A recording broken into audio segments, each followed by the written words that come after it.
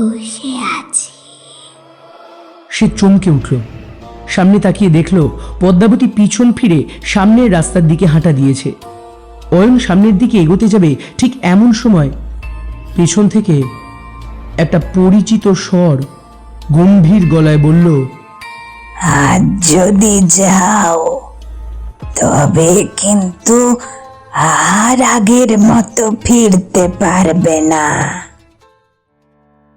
নমস্কার বন্ধুরা, তোমরা শুনছো রাহস্যিক, আর রাহস্যিকের তৃতীয় পর্বে তোমাদের সকলকে স্বাগত। আজ তোমরা শুনবে একটা ভয়ের গল্প যার নাম অভিশপ্ত শ্মশান। সেটা সুব্রতদার লেখা, আর ওই গল্পে তোমরা আমাকে শুনবে অয়নের চরিত্রে। অয়নই বলতে পারো প্রধান চরিত্র। তো কেমন লাগলো আমাকে শুনতে অবশ্যই জানাবে। আর একটু ভয়, তো কি হচ্ছে গল্পটায়, মানে একটা পোড়ো বাড়ি, দুটো পোড়ো বাড়ি, তার সাথে 5টা বন্ধুর অ্যাডভেঞ্চার, তার সাথে পদে পদে ভয়, আর যা যা ভালো লাগবে সেগুলো অবশ্যই কমেন্টে জানিও। আর হ্যাঁ, তোমরা অনেকে আমাদের ভিডিও দেখছো কিন্তু কেউ সাবস্ক্রাইব করছো না, দয়া করে সাবস্ক্রাইব করে দিও এবং শুনতে থাকো রাহস্যিক।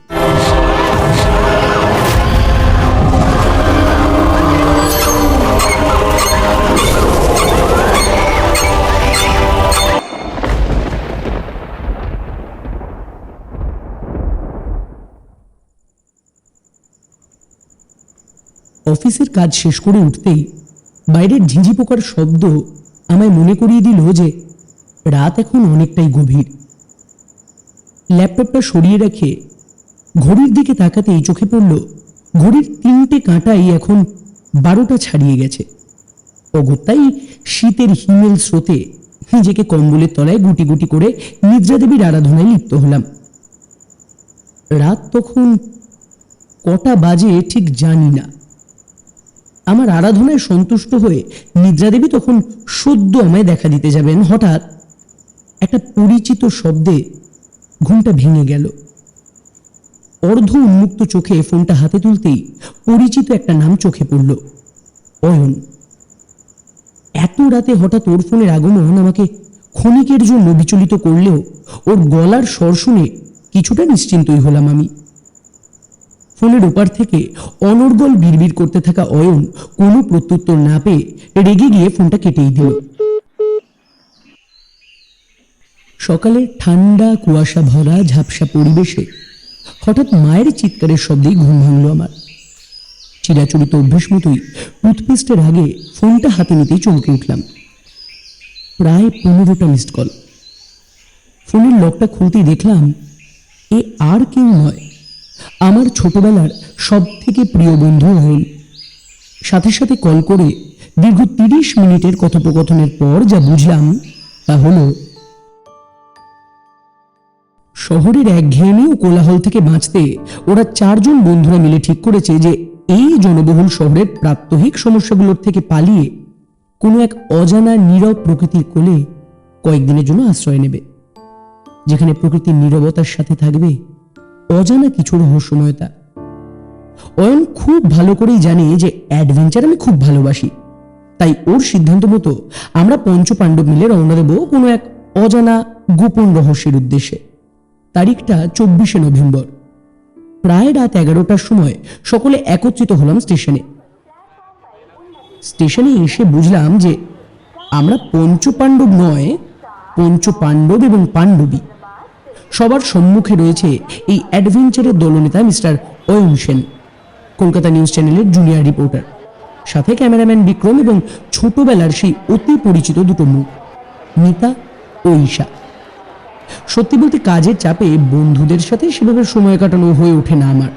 অগত্যা এই অ্যাডভেঞ্চার হয়তো পুরনো দিনের স্মৃতিগুলো আমাকে আবার নতুন করে ফিরিয়ে দেবে। ঘড়িতে তখন 11টা বেজে 40 মিনিট। বহু পরিচিত একটা শব্দ করে ট্রেনটা চলতে শুরু করলো তার নিজ গন্তব্যের উদ্দেশ্যে। আমাদের সবার চোখেই তখন রয়েছে অসংখ্য কৌতূহল এবং অজানা কিছু রহস্যকে জানার প্রবল এক আকাঙ্ক্ষা। রাত বাড়ল, আমরা সবাই ঘুমিয়ে পড়লাম। প্রায় দীর্ঘ 12 ঘন্টা ট্রেনের অবিরাম গতিতে এখন যেন একটু বিরাম এলো। হঠাৎ একটা কর্কশ শব্দ করে ট্রেনটা থেমে গেল। উঠে দেখি ঘড়িতে তখন প্রায় 12টা বাজে। তাড়াহুড়ো করে লাগেজগুলোকে গুছিয়ে ট্রেন থেকে নামতেই হঠাৎ চোখে পড়ল প্ল্যাটফর্মের বাইরে বড় বড় ফলকে লেখা শুনশানপুর। ফলকটার দিকে তাকিয়ে আমি কিছুটা স্তম্ভিত হলাম। নামটার মধ্যে যেন অজানা কিছু রহস্য লুকিয়ে আছে। মনের মধ্যে এক রাশ ভয় আর কৌতূহল নিয়ে কিছুটা এগোতেই যাব, এমন সময় মিতা বলে উঠল, কি রে ভাই, স্টেশনে তো পৌঁছে গেলাম, তা এখান থেকে আর কতটা দূর?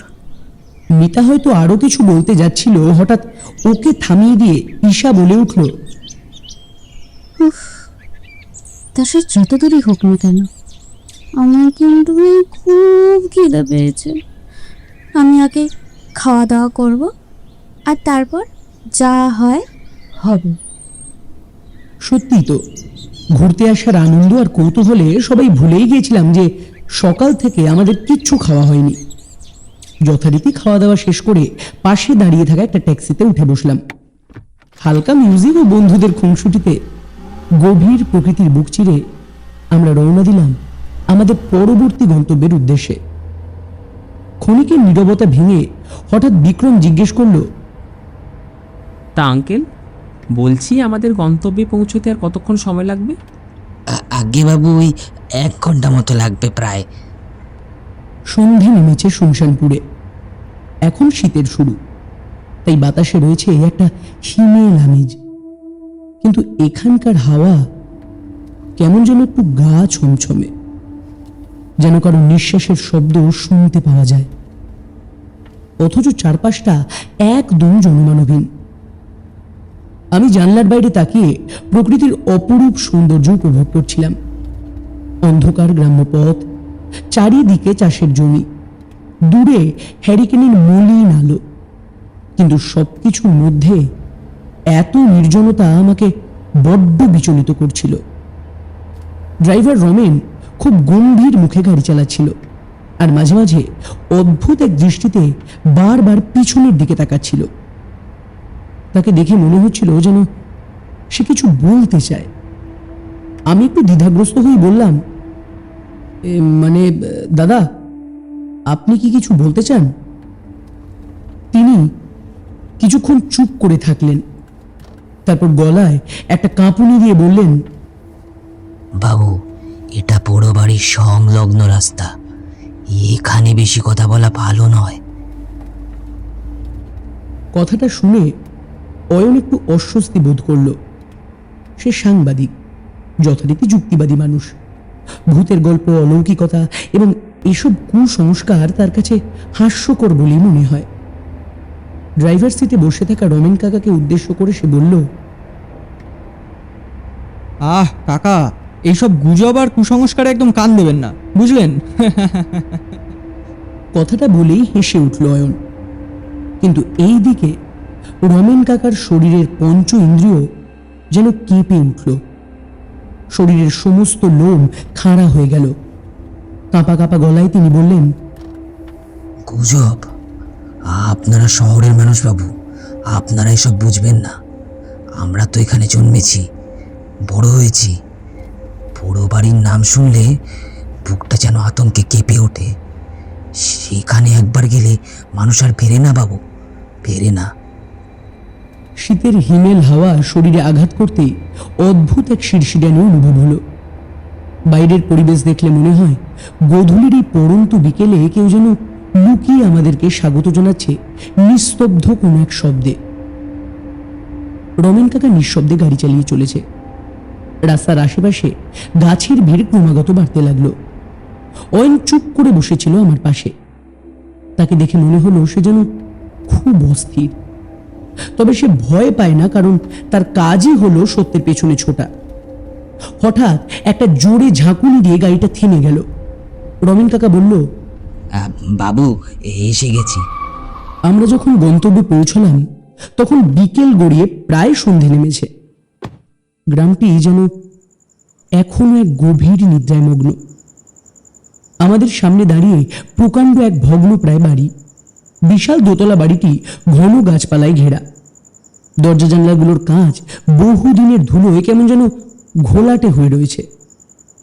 বাড়ির বাইরেটা দেখলে বোঝাই যায় যে দীর্ঘদিন এখানে কেউ বসবাস করেনি। একটা ঠান্ডা ভারী বাতাস বাড়িটাকে জড়িয়ে রেখেছে। পাতালতার ফাঁক থেকে ভগ্নস্তূপের দিকে তাকাতেই চোখে পড়ল আদমোছা কালিতে বড় বড় হরফে লেখা হেমন্ত ভিলা।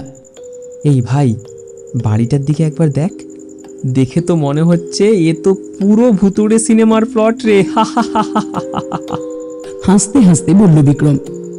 মিতা হঠাৎ কাঁধে একটা শীতল স্পর্শ অনুভব করে নিজেকে গুটিয়ে নিল।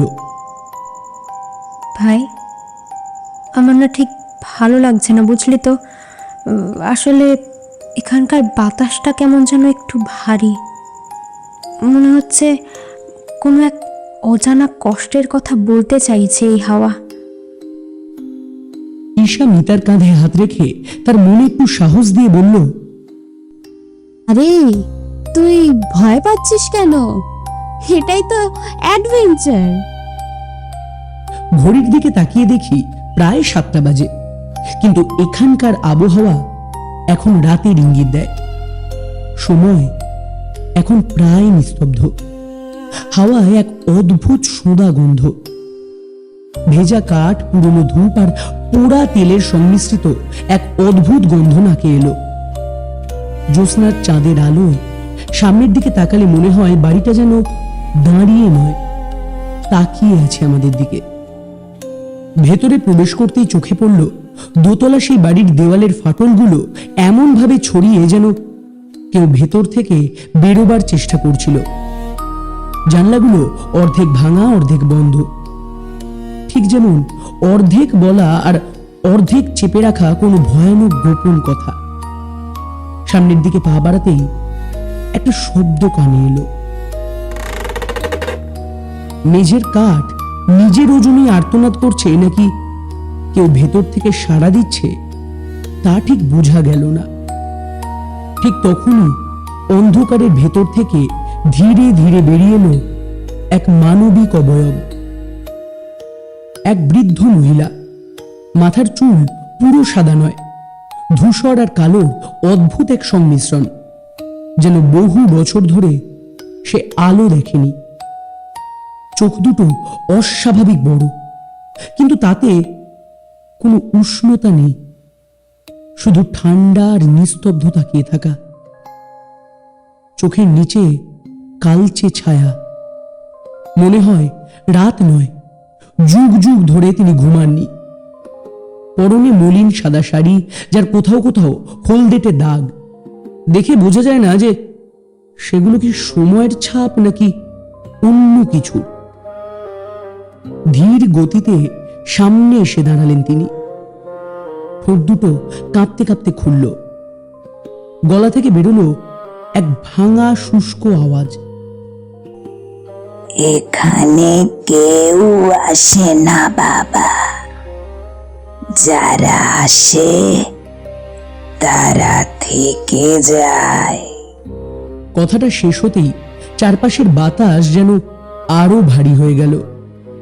হাতের মধ্যে ধরে রাখা কেরোসিনের বাতিটা জোরে জোরে দুলতে লাগলো, আর সেই আলোয় তার মুখটা এক মুহূর্তের জন্য এমন ভাবে বদলে গেল যেন মুখ নয়, কোনো পুরনো অভিশাপ তাকিয়ে আছে। সেই মুহূর্তে মনে হয় এই মহিলা মানুষ নয়, এই বাড়িরই কোনো অংশ। এই দেওয়াল, এই অন্ধকার, এই নীরবতার মতোই তিনি এখানে জন্মেছেন আর এখানেই রয়ে গেছেন। কিন্তু কেউ জানে না এই ভয়ঙ্কর উপস্থিতির আড়ালে লুকিয়ে আছে এক সাধারণ পরিচয়। আমি ভৈরবী, এবারের কেয়ারটেকার। বৃদ্ধা কিছুক্ষণ চুপ করে তাকিয়ে রইলেন, এমন ভাবে যেন শুধু শরীরটা এখানে, চোখ দুটো বহু আগেই অন্য কোথাও আটকে আছে। আপনারা ভেতরে আসুন। তার কণ্ঠে কোনো আমন্ত্রণ নেই, আদেশও নয়, শুধু এক ধরনের অবশ্যম্ভাবিতা। দরজাটা খুলতেই একটা শব্দ হলো।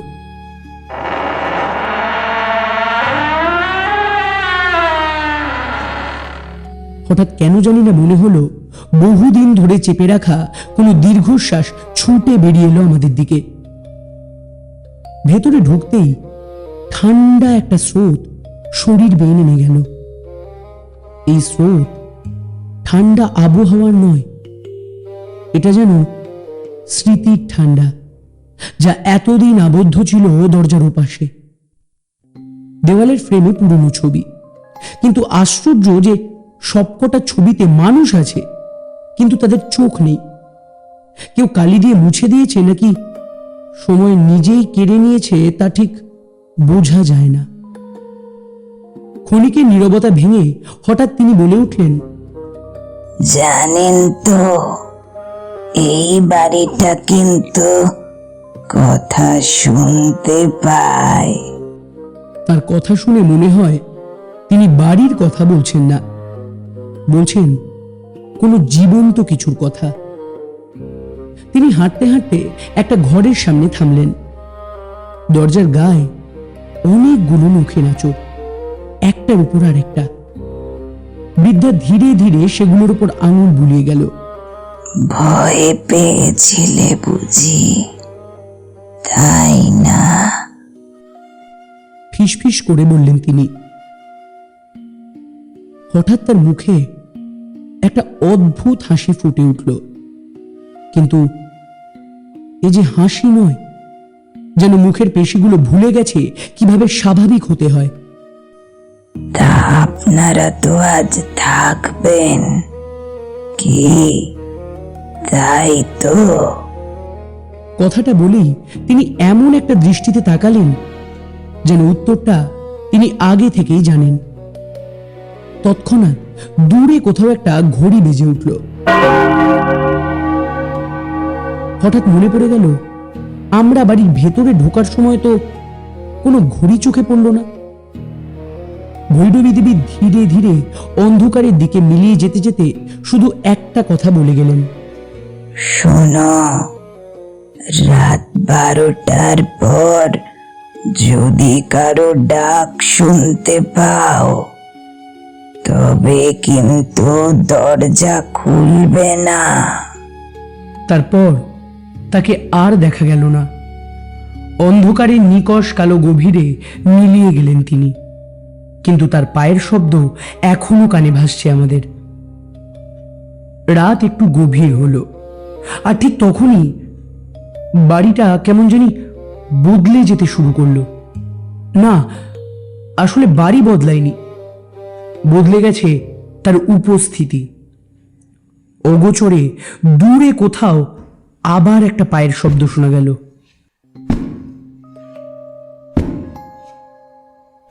ধীর মাপা, বৃদ্ধ মানুষের হাঁটার মতো, কিন্তু আশ্চর্য, শব্দে কোনো ক্লান্তি নেই।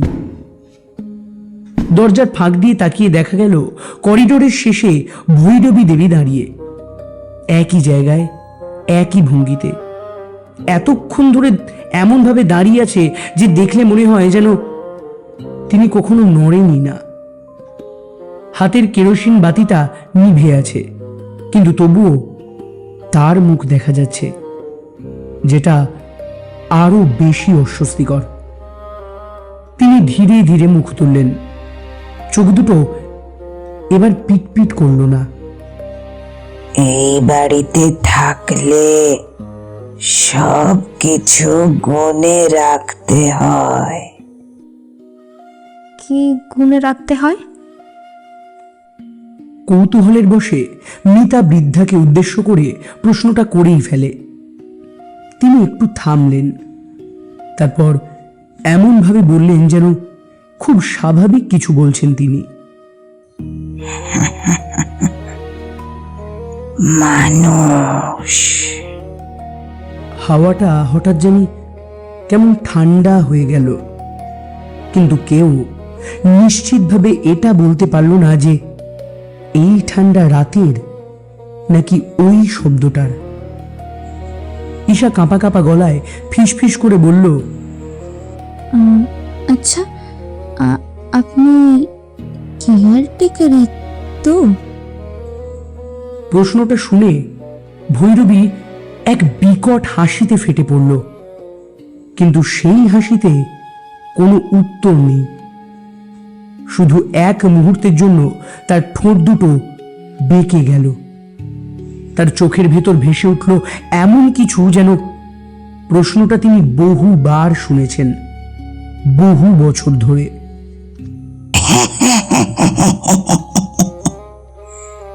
নামটা তো তাই দিয়েছিল। কারা? ওই যে যারা আর এখান থেকে যায়নি।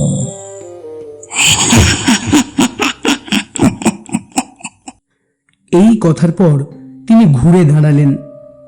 হাঁটতে হাঁটতে তার পা মেঝে ছুঁল না, এমনটাই মনে হলো। তিনি অন্ধকারে মিলিয়ে যাওয়ার আগে শুধু এটুকু বললেন, আমি শুধু দেখি যে কারা থাকে আর কারা বদলে যায়।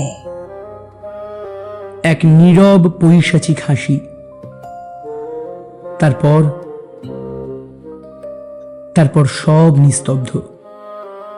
কিন্তু করিডোরের দেওয়ালে তখনও তার ছায়া রয়ে গেল, অস্বাভাবিক লম্বা আর অস্বাভাবিক স্থির।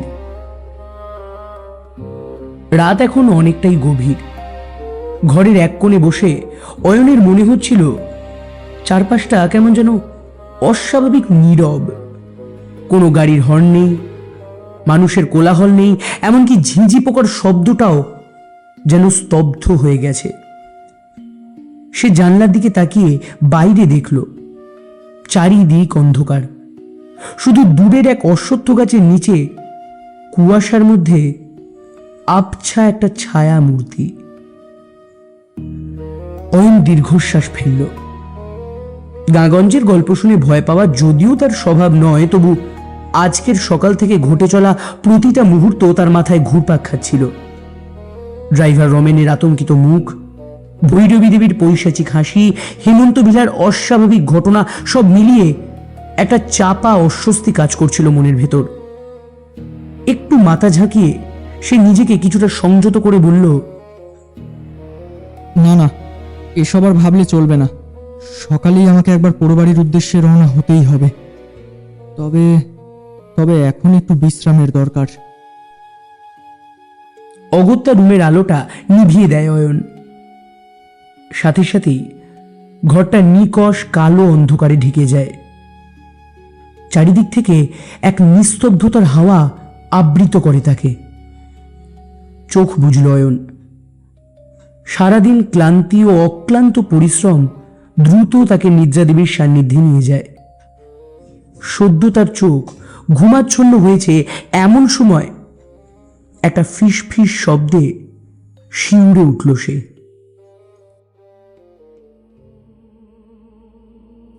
অবশেষে এতদিন পর তুমি এলে। আচমকা শব্দে চমকে উঠল অয়ন। সবকিছু স্বাভাবিক। সে এটা বিশ্বাস করতে পারল না যে সে কি সত্যিই কারোর গলার স্বর শুনেছে, নাকি এটা তার মনের ভুল। সে আবার চোখ বুঝল। তুমি এলে বলো। কানের পাশে হঠাৎ একটা নিঃশ্বাসের শব্দ অনুভব করল অয়ন। ঠান্ডা গরম মিশ্রিত একটা কাঁপুন ধরানো স্পর্শ। ফাঁকা ঘর, কেউ কোথাও নেই, কিন্তু তবুও গায়ের লোম দাঁড়িয়ে যাচ্ছে। হৃদস্পন্দনের শব্দ এত দ্রুত যেন মনে হচ্ছে হৃৎপিণ্ডটা ছিঁড়ে বাইরে বেরিয়ে আসবে। অয়ন চোখ খুলল। এক ঝটকায় উঠে বসল সে। ধীরে ধীরে জানলার দিকে তাকালো। তার চোখে পড়ল একটা কালো অবয়ব, অস্পষ্ট কুয়াশার মতো। আর ঠিক তখনই ঘরের ভেতর কেমন একটা শীতল হাওয়া বইতে শুরু করলো। অয়নের নিঃশ্বাস ভারী হয়ে এলো। তার গলা শুকিয়ে গেল। গলার ভেতর থেকে কোনো আওয়াজ বেরোচ্ছে না।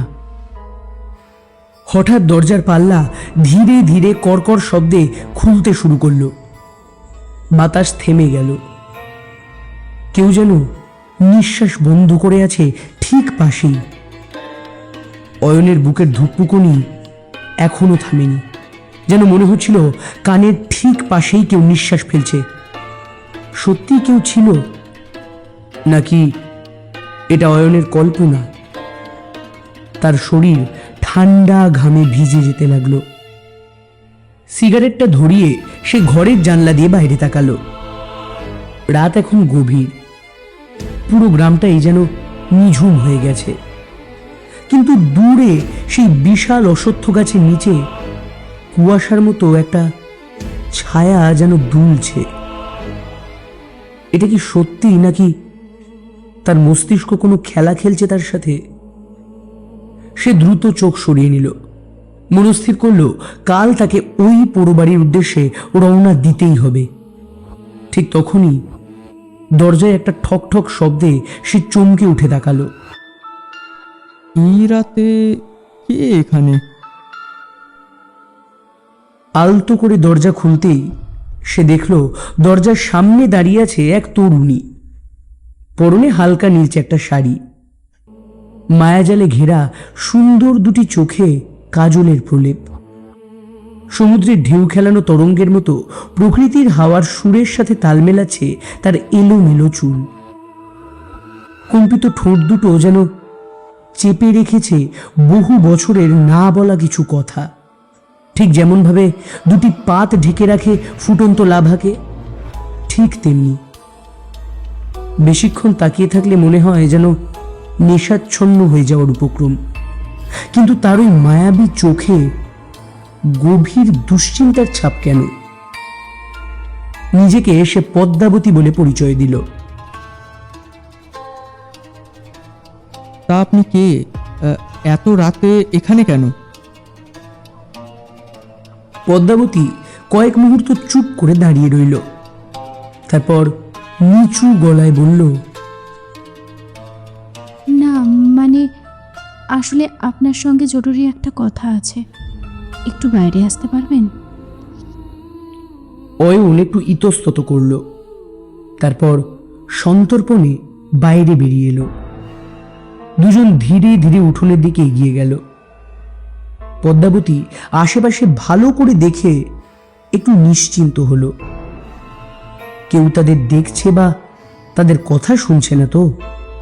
দেখুন, আপনি হলেন শহরের মানুষ, তাই হয়তো বিশ্বাস করবেন না, কিন্তু আপনাকে সাবধান করছি, এখানে রাত হলে কেউ বাইরে বেরোয় না। কেন? আপনি পোড়ো বাড়ির সম্পর্কে জানেন তো, ওখানে যাওয়ার কথা ভাবছেন তাই না? আমি সাংবাদিক, গুজবে বিশ্বাসী নই। তাছাড়া আপনি জানলেন কি করে যে আমি ওখানে যাব? পদ্মাবতী হালকা হাসল, তবে সেই হাসির মধ্যে কোনো আনন্দ নেই, বরং গভীর এক ভয়। গুজব বলছেন? এই গ্রামেই বছরের পর বছর ধরে রাত নামার পর মানুষ উধাও হয়ে গেছে, কাউকে পাওয়া যায়নি। আর হয়তো তারা অন্য কোথাও চলে গেছে। শুধু চলে গেছে, কেউ ফিরে আসেনি, কেউ না। শুধু পাওয়া গেছে ফাঁকা কাপড় আর ছেঁড়া জুতো। আর কিছুদিন পর তারপর তার পরিবারের লোকজনও নিখোঁজ হয়ে গেছে। অয়ন নীরব হয়ে রইল। বাতাসটা যেন হালকা শীতল হয়ে এসেছে। পদ্মাবতী আর একটু কাছে এগিয়ে এসে বলল, দয়া করে আপনারা পোড়ো বাড়ির কাছে যাবেন না, আর রাত হলে তো একদমই না। অয়ন কিছু বলার আগেই পিছন ফিরে চলে গেল পদ্মাবতী। অন্ধকারের মধ্যে দাঁড়িয়ে অয়ন উপলব্ধি করল যে তার পায়ের নিচের মাটি হিম হয়ে এসেছে। তার মনে হচ্ছে রাতের গভীর নিস্তব্ধতার মধ্যেও কেউ যেন ঠিক তার পাশে দাঁড়িয়ে নিঃশ্বাস ফেলছে। সকালটা শুরু হয়েছিল ঘন কুয়াশা ঘেরা এক রহস্যময়তার আবহে। পোড়োবাড়ির কথা মাথায় নিয়ে সারা রাত ঠিকমতো ঘুমোতে পারিনি অয়ন। তার সাথে পদ্মাবতীর কথাগুলো বারবার তাকে একই প্রশ্নের সম্মুখীন করছিল। এসব কি সত্যি নাকি গুজব? কিন্তু ওরা আসলে কে, কাদের কথা বলতে চাইলো পদ্মাবতী? এই সব প্রশ্নের উত্তর খুঁজতে সে হেমন্ত ভিলা থেকে বেরিয়ে গ্রামের রাস্তার দিকে রওনা দিল। কিছু দূর গিয়েই রাস্তার ডান পাশে একটা পুরনো মন্দিরের সামনে জাম গাছের তলায় এক বৃদ্ধকে বসে থাকতে দেখল সে। বয়সটা ওনার প্রায় 80-র কাছাকাছি। পরনে নোংরা একটা ধুতি আর গলায় একটা গামছা, পাশে রাখা শুকনো একটা লাঠি। কাছে যেতেই বৃদ্ধ ধীরে ধীরে চোখ খুললেন। তার দৃষ্টিতে অদ্ভুত এক শূন্যতা, যেন অনেক কিছু দেখেছেন যেগুলো কাউকে বলা যায় না। কে রে তুমি? কাদের বাড়ির ছেলে? আগে আগে আমি অয়ন। শুনেছি পাশেই নাকি কোনো পুরো বাড়ি আছে, তাই তাই ওই ব্যাপারে আপনার কাছে জিজ্ঞাসা করতে এলাম। পুরো বাড়ির শ্মশান? তা বাবা, তুমি ওখানে যেতে চাও নাকি? হ্যাঁ, আসলে আমি জানতে চাই যে সত্যিটা কি। সত্যিটা সত্যিটা জেনে কি করবে বাবা? এই সত্যিটা জানলে বাঁচতে পারবে? আমি ভয় পাই না। ভয় পাও না?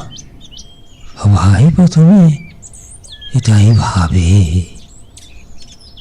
কিন্তু যখন যখন ওরা সামনে আসে তখন ওরা শুধু ছায়া নয়, ওরা অপেক্ষায় আছে। ওরা ওরা মানে কারা? বৃদ্ধ ধীরে ধীরে চোখ বন্ধ করলেন, যেন বহু বছরের কোনো পুরনো স্মৃতির ভেতরে হারিয়ে গেছেন তিনি। তারপর ফিসফিস করে বললেন, ওই ওরা যাদের মৃত্যু হয়নি, আবার আবার যাদের জীবনও নেই। অয়নের বুকের ভেতর হঠাৎ দপ করে উঠল।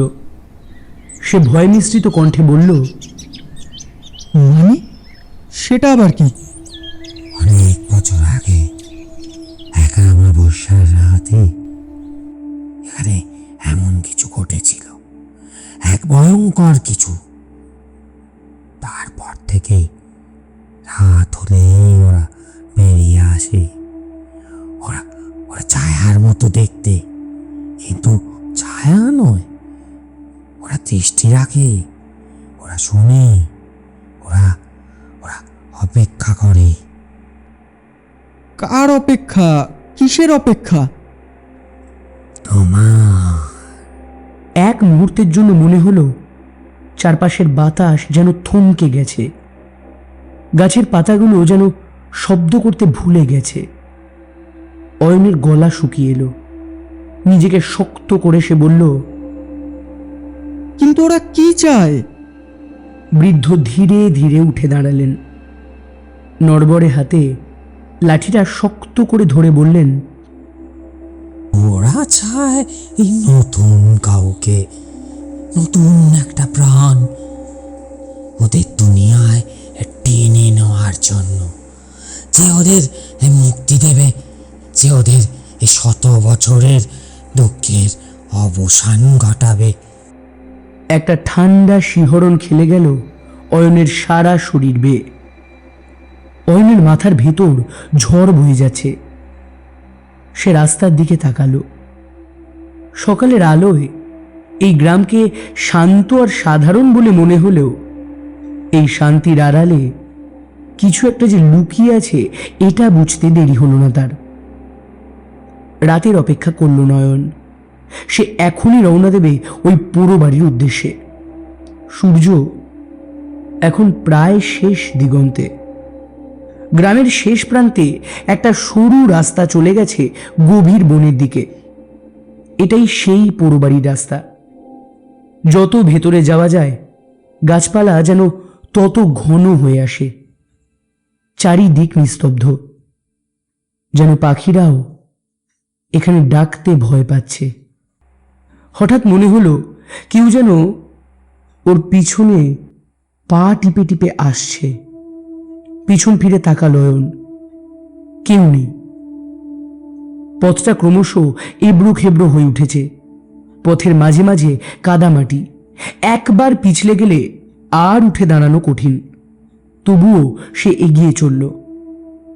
ক্ষণিকের পথ অতিক্রম করার পর হঠাৎ সামনে এক ভগ্নপ্রায় বাড়ি দেখে থমকে গেল অয়ন। বাড়িটা প্রায় ভেঙে পড়ার মতো। পুরনো কাঠের দরজা আধ খোলা, জানলার শিকগুলো মূর্ছে ধরা, দেওয়ালে শ্যাওলা জমেছে, আর চারপাশে লতা পাতা জড়িয়ে আছে এমনভাবে যেন বাড়িটাকে ঢেকে ফেলার চেষ্টা করছে প্রকৃতি। হঠাৎ একটা দমকা হাওয়ায় পুরনো জানলাগুলো কেঁপে উঠল। পুরনো কাঠের দরজাটা কিছুটা সরে গেল। ভেতরে কি আছে? সে ধীরে ধীরে পা বাড়ালো। চারপাশটা এতটাই অন্ধকার যে চোখ সয়ে যেতে সময় লাগলো। একটা গন্ধ, পোড়া কাঠ আর কিছু একটা পচা গন্ধ মিশে আছে বাতাসে। আর ঠিক তখনই কেউ যেন ফিসফিস করে কিছু বলল। থমকে গেল অয়ন। চারিদিকে তাকিয়ে দেখল কেউ তো নেই। অয়নের গলা ক্রমশ শুকিয়ে আসতে লাগলো। পুরো বাড়ির নিকষ কালো অন্ধকারে সে একা দাঁড়িয়ে আছে। তাকে ঘিরে রেখেছে অস্বাভাবিক এক নিঃসঙ্গতা, আর সেই নিঃসঙ্গতাকে বিঘ্নিত করছে হাওয়ায় কেঁপে ওঠা জানলার শব্দ। বাইরে সন্ধে নেমেছে। চাঁদের আলো পাতলা কুয়াশার ফাঁক থেকে মাটিতে পড়ছে। ক্ষণিকের জন্য সময়ও যেন থমকে গেছে এখানে। হঠাৎ কোথাও একটা পাতা খসার শব্দ হলো। অয়ন চমকে উঠল। মনে হলো কেউ যেন দ্রুত পাশ দিয়ে হেঁটে গেল, কিন্তু কেউ তো নেই। ভেতরে প্রবেশ করতেই চোখে পড়ল কয়েকটা পুরনো কাঠের টেবিল উল্টে পড়ে আছে। মেঝের ধুলো এতটাই পুরু যে বোঝাই যাচ্ছে অনেক বছর এখানে কেউ আসেনি। ঠিক তখনই একটা ঠান্ডা বাতাস ওর শরীরে বয়ে গেল, আর সেই সঙ্গে একটা ঘ্রাণ, পচা কাঠ, স্যাঁতস্যাঁতে দেওয়াল আর কিছু পোড়া মাংসের গন্ধ। অয়ন কপালের ঘাম মুছল। কেউ কি আছেন এখানে? শব্দটা তার নিজের কানে কেমন যেন ফাঁকা লাগলো, যেন বাড়ির দেওয়ালগুলো শব্দ শুষে নিচ্ছে। সামনের দরজা থেকে একটু এগিয়ে ঘরের আরো গভীরে ঢুকল অয়ন। আর তখনই শব্দটা কান পেতে শুনল অয়ন। একটা নিঃশ্বাস, হাওয়ার ঝাপটা যেন কানের পাশ দিয়ে ফিস ফিস করে গেল। অয়ন দ্রুত পিছনে তাকালো। কেউ নেই, কিন্তু সে স্পষ্ট শুনল আবার সেই শব্দ। এতক্ষণে সে বুঝতে পারল যে এটা কোনো বাতাসের শব্দ নয়, এটা কারো কান্না, একটা নারী কণ্ঠ। অয়নের হাতে ধরে রাখা টর্চের আলো কাঁপতে লাগলো। কান্নার শব্দটা ধীরে ধীরে স্পষ্ট হচ্ছে, যেন অনেক দূর থেকে আস্তে আস্তে এগিয়ে আসছে ওর দিকে। হঠাৎ একটা ঝাপটা হাওয়ায় জানলার কাঁচ কেঁপে উঠল, আর ঠিক তখনই একটা ছায়া নড়ল। স্তব্ধ হয়ে গেল অয়ন। দরজার পাশে আধো অন্ধকারে একটা সাদা ছায়া। তুমি কেন এসেছো এখানে? অয়নের সারা শরীর ঠান্ডা হয়ে এলো। কান্নার শব্দ ধীরে ধীরে মিলিয়ে গেল অন্ধকারে, কিন্তু সেই আওয়াজ এখনো প্রতিধ্বনিত হচ্ছে। কপালের ঘাম মুছে ধীরে ধীরে বেরিয়ে এলো সে। বাইরে রাত তখন গভীর, দূরে শেয়ালের হালকা ডাক শোনা যাচ্ছে। নিকষ কালো অন্ধকারের বুক চিরে গ্রামের পথে একলা হেঁটে চলেছে অয়ন।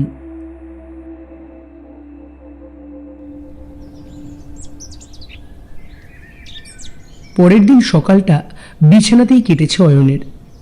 প্রায় 2 দিন ঠিকমতো ঘুম হয়নি তার, তাই সব চিন্তা ভুলে নিশ্চিন্তেই ঘুমাচ্ছিল। এমন সময় হঠাৎ একটা শব্দে চমকে উঠল সে। একটা নারী কণ্ঠ ফিস ফিস করে তার কানের কাছে বলে গেল,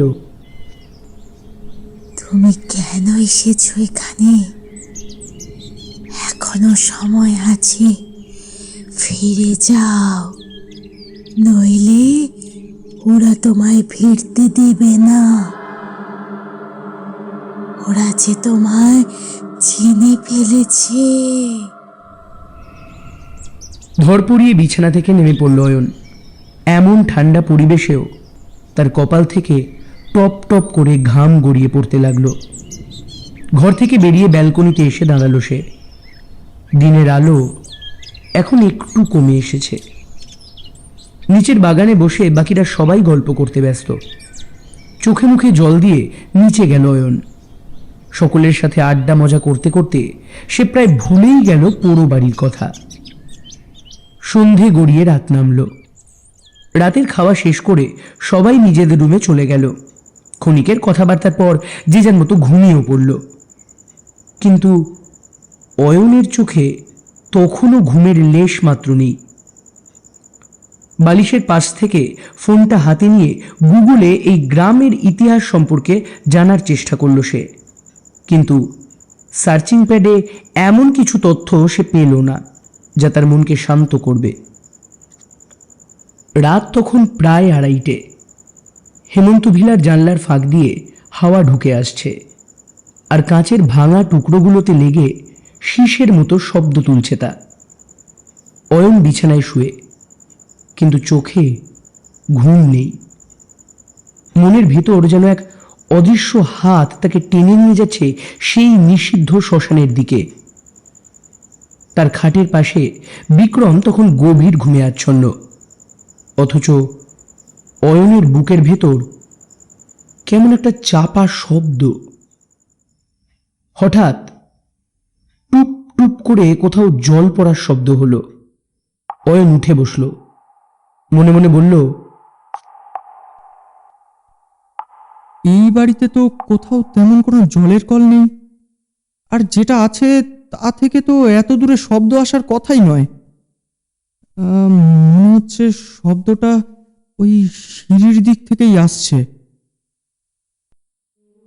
ক্ষণিকের মধ্যেই তার সাংবাদিক সত্তাটা জেগে উঠল।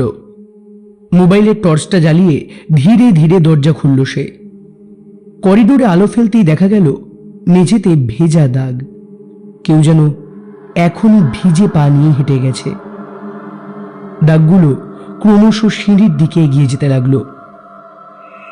অয়নের বুকের ভেতর একটা হিমেল স্রোত বইল, কিন্তু কৌতূহল তাকে পিছু হটতে দিল না। সিঁড়ি বেয়ে নিচে নামতেই সে দেখল একটা নীলচে শাড়ি পরা একটা অবয়ব দাঁড়িয়ে আছে বাড়িটার মূল দরজার সামনে। একটু সামনে যেতেই থমকে দাঁড়ালো সে। তার সামনে দাঁড়িয়ে পদ্মাবতী, কিন্তু আজ এত অস্বাভাবিক কেন?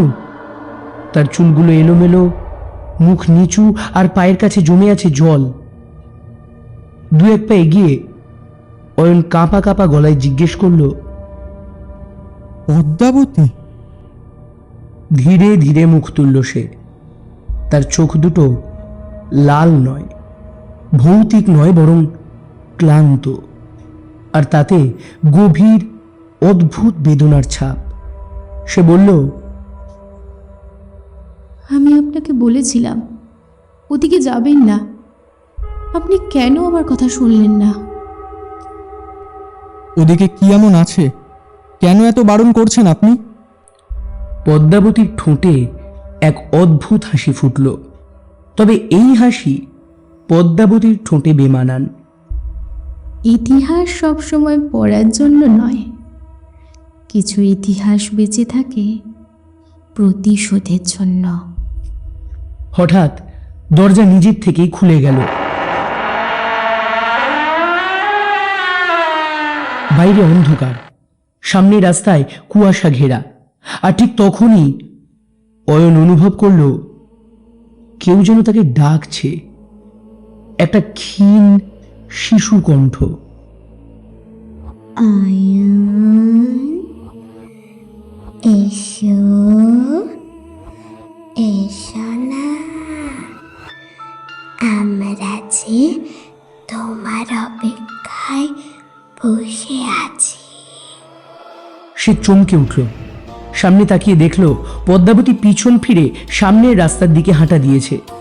অয়ন সামনের দিকে এগোতে যাবে, ঠিক এমন সময় পেছন থেকে একটা পরিচিত স্বর গম্ভীর গলায় বলল, আজ যদি যাও তবে কিন্তু আর আগের মতো ফিরতে পারবে না।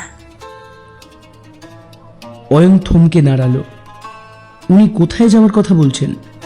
এর আগে যে সে ওখানে গিয়েছে সেটা উনি জানলেন কিভাবে? সে তো এই ব্যাপারে কাউকে কিছু বলেনি।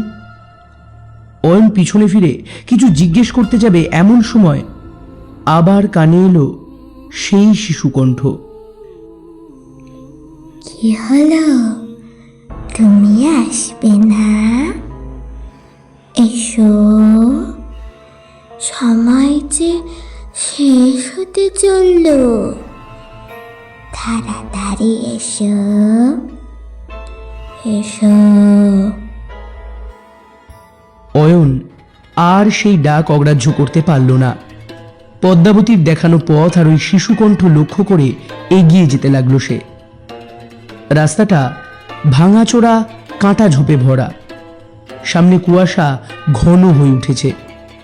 হঠাৎ একটা দমকা হাওয়া এলো, আর তার সাথে ভেসে এলো একটা পোড়া গন্ধ। সামনের মাটিতে পা রাখতেই অয়ন অনুভব করলো এখানকার মাটি একটু নরম, একটু হালকা, যেন অনেকবার খোঁড়া হয়েছে। হঠাৎ তার পিছনে একটা পায়ের শব্দ। অয়ন ঘুরে তাকালো। ঘন কুয়াশার বুক চিরে চারটি ছায়ামূর্তি তার সামনে এসে দাঁড়িয়েছে, যাদের প্রত্যেকের মুখ অয়নের চেনা। এ কি তোরা এখানে? কিন্তু কিন্তু তোরা তো ঘুমোচ্ছিলি। কোনো উত্তর এলো না। অয়ন আবার কিছু বলতে যাবে, এমন সময় আলগা ভেজামাটির ভেতর থেকে একটা হাত বেরিয়ে এলো। মুহূর্তের মধ্যে তার গলাটা চেপে ধরল। তার মুখ থেকে গুঙানি ছাড়া আর কোনো শব্দ বের হলো না। বাতাস ক্রমশ ভারী হয়ে আসছে। দমবন্ধ অবস্থায় হঠাৎ একটা ফিস ফিস শব্দ কানে এলো তার। সেই কথার কেন্দ্রবিন্দু যে সে নিজেই, তা বুঝতে বাকি নেই তার। সাথে সাথে আরও কয়েকটা অদৃশ্য হাত তাকে চেপে ধরল। চিৎকার করতে গিয়েও মুখ থেকে কোনো শব্দ বেরোল না তার। হঠাৎ সেই শিশুকণ্ঠ মৃদু হাস্যরস ভঙ্গিতে বলে উঠল, তুমি কি আমাদের মতো হবে? হাতগুলো ধীরে ধীরে আরো দৃঢ়ভাবে চেপে ধরতে লাগলো তাকে। ওই হাতগুলো যেন তাকে কোথাও টেনে নিয়ে যেতে চায়।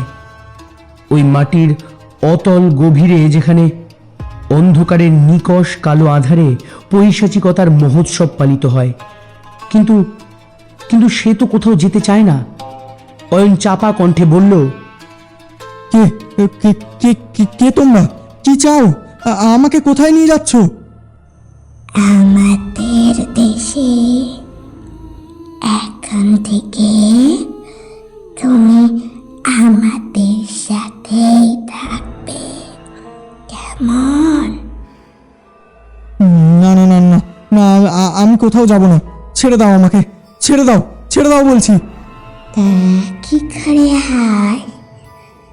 তুমি যে এখন আমাদের পরিবারের একজন।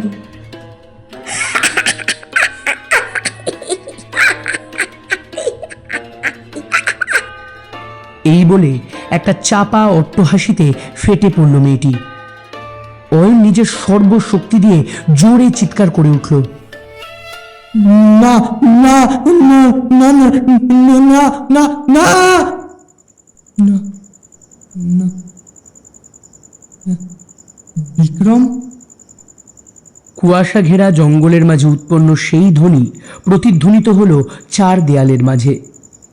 লাইট জ্বলে উঠল। অয়ন চোখ খুলে দেখল তার পাশে বসে আছে বিক্রম ও বাকিরা। এই অয়ন, তোর কি হয়েছে বলতো? তুই হঠাৎ করে ঘুমের মাঝে এমন চিৎকার করে উঠলি কেন? অয়ন চুপ করে বসে রইল। তার মুখ থেকে একটা শব্দও বেরোলো না। হঠাৎ একটা মৃদু ঠেলা দিয়ে পাশে বসে থাকা বিক্রম তাকে জিজ্ঞেস করল, এই অয়ন, চুপ করে বসে না থেকে বলবি যে কি হয়েছে? এবারেও প্রশ্নের উত্তর এলো না। বিছানা থেকে নেমে জানলার পাশে গিয়ে দাঁড়ালো অয়ন।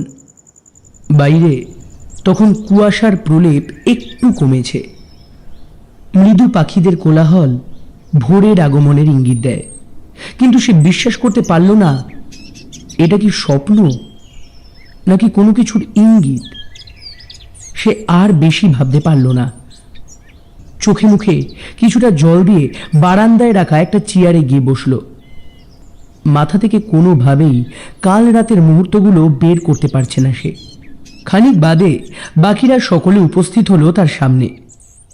টেবিলের চারদিকে গোল করে বসে জেরা শুরু করলো অয়নের ওপর। বেশিক্ষণ চুপ থাকতে পারল না সে। সব কথা খুলে বলল। সকলের চোখের আড়ালে ওই অভিশপ্ত জায়গায় যাওয়া, বৃদ্ধ ব্যক্তির সতর্ক করা, পদ্মাবতীর অভিব্যক্তি, ভৈরবী দেবীর প্রত্যাবর্তন,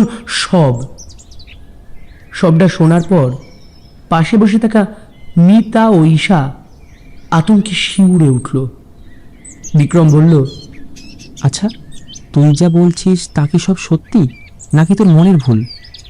না মানে এমনও তো হতে পারে যে তুই কোনো খারাপ স্বপ্ন দেখেছিস আর তুই সেটা তোর মাথা থেকে বের করতে পারছিস না।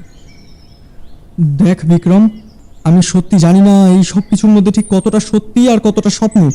তবে তবে আমার মনে হয় এই সব কিছুর আড়ালে কোনো গোপন সত্য লুকিয়ে আছে যা আমরা কেউ জানি না। তবে এখন আমাদের কি করা উচিত? এবার আমার কিন্তু সত্যি খুব ভয় করছে। আমার মনে হয় এবার আমাদের এখান থেকে চলে যাওয়া উচিত। ভয় পাস না, এই সব কিছুর আড়ালে যে ঠিক কি সত্য লুকিয়ে আছে তা আমি নিশ্চয়ই উদ্ধার করব। আর আর তা না হওয়া পর্যন্ত আমরা কোথাও যাব না। অয়ন, পাগলামো করিস না। এই পরিবেশটা কিন্তু আমাদের অচেনা। এখানে আশেপাশে কোথায় কী আছে সে সম্পর্কে কিন্তু আমরা কিচ্ছু জানি না। আর তাছাড়া কোন আসন্ন বিপদ আমাদের জন্য অপেক্ষা করে আছে সে সম্পর্কেও কিন্তু আমাদের কোনো ধারণা নেই। আরে জানি না বলেই তো জানতে চাই মিতা। তোরা ভয় পাস না, আমি তো আছি, সব সামলে নেব। অয়ন চেয়ার ছেড়ে উঠে দাঁড়ালো। ঈশা পিছন থেকে ডাকতে গিয়েও কোনো উত্তর না পেয়ে থেমে গেল। কিছু দূর গিয়ে অয়ন থমকে দাঁড়ালো সেই সদর দরজার সামনে। একটা পরিচিত ঘ্রাণ নাকে এলো তার মনে হলো কেউ বা কারা যেন তাকে কিছু মনে করিয়ে দিচ্ছে। মনে মনে স্থির করলো যা করার আজ রাতেই করতে হবে। আজ রাতেই এই রহস্যের উন্মোচন তাকে করতেই হবে। রাত হয়েছে, তবে ঘড়ির কাঁটা এখন ঠিক কোথায় তা জানে না অয়ন। শুধু এটুকু জানে যে পাশে সবাই ঘুমিয়ে গেছে, আর এটাই তার সুযোগ অজানা কিছুর সন্ধানে যাওয়ার। সে কাউকে সঙ্গে নিতে চাইছে না। একলা বেরিয়ে পড়ল নিকষ কালো অন্ধকারের বুক চিরে সেই অভিশপ্ত পুরো বাড়ির উদ্দেশ্যে। হাতে একটা টর্চ। সে জানে গ্রামের পথ পেরিয়ে জঙ্গলের দিকে যেতে হবে তাকে। গাছপালার মধ্যে দিয়ে যাওয়ার সময় তার মনে হলো বাতাস যেন ভারী হয়ে আসছে। চারপাশে অদ্ভুত এক নিস্তব্ধতা। ঝিঁঝি পোকার ডাকটাও আজ মলিন। হঠাৎ শুকনো পাতার স্তূপ নড়ে উঠল। থমকে দাঁড়ালো অয়ন। এক পা পিছিয়ে এসে টর্চের আলোয় দেখল সামনে একটা আধপোড়া কাপড়। আর তাতে জমে আছে শুকিয়ে যাওয়া রক্তের ছাপ। তার শিরদাঁড়া বেয়ে ঠান্ডা স্রোত নেমে গেল। এটা কি? সে কাপড়টা সরিয়ে দেখতে যাবে এমন সময় হঠাৎ একটা ঝোড়ো হাওয়ায় গাছপালা দুলতে লাগলো। শুকনো পাতার স্তূপ ঘূর্ণিঝড়ের মতো হাওয়ায় উঠতে লাগলো। বাতাসে একটা হালকা ফিস ফিস শব্দ। ফিরে যেও না, ফিরে যেও না, ফিরে যেও না, ফিরে যেও না।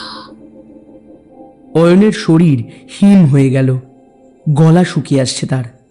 তবু সে পিছন ফিরল না, এগিয়ে চলল অন্ধকারের দিকে, যেখানে অপেক্ষা করছে এক ভয়ঙ্কর সত্য। জঙ্গলের আরেকটু গভীরে গিয়ে সামনের দৃশ্য দেখে শিউরে উঠল সে। সামনে দাঁড়িয়ে প্রকাণ্ড এক পরিত্যক্ত কাঠামো। অন্ধকার নামলে যেটা শ্বাস নিতে শুরু করে।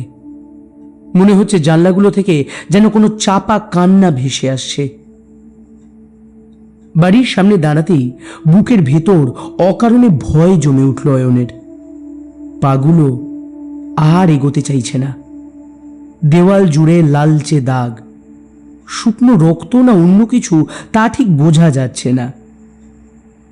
বাতাসের শব্দে মিশে আছে একটা শব্দ, যেটা কানে আসতেই হৃদস্পন্দন থেমে গেল অয়নের। তুমি এসেছো? তা বাইরে দাঁড়িয়ে কেন? এসো, ভেতরে এসো, এসো।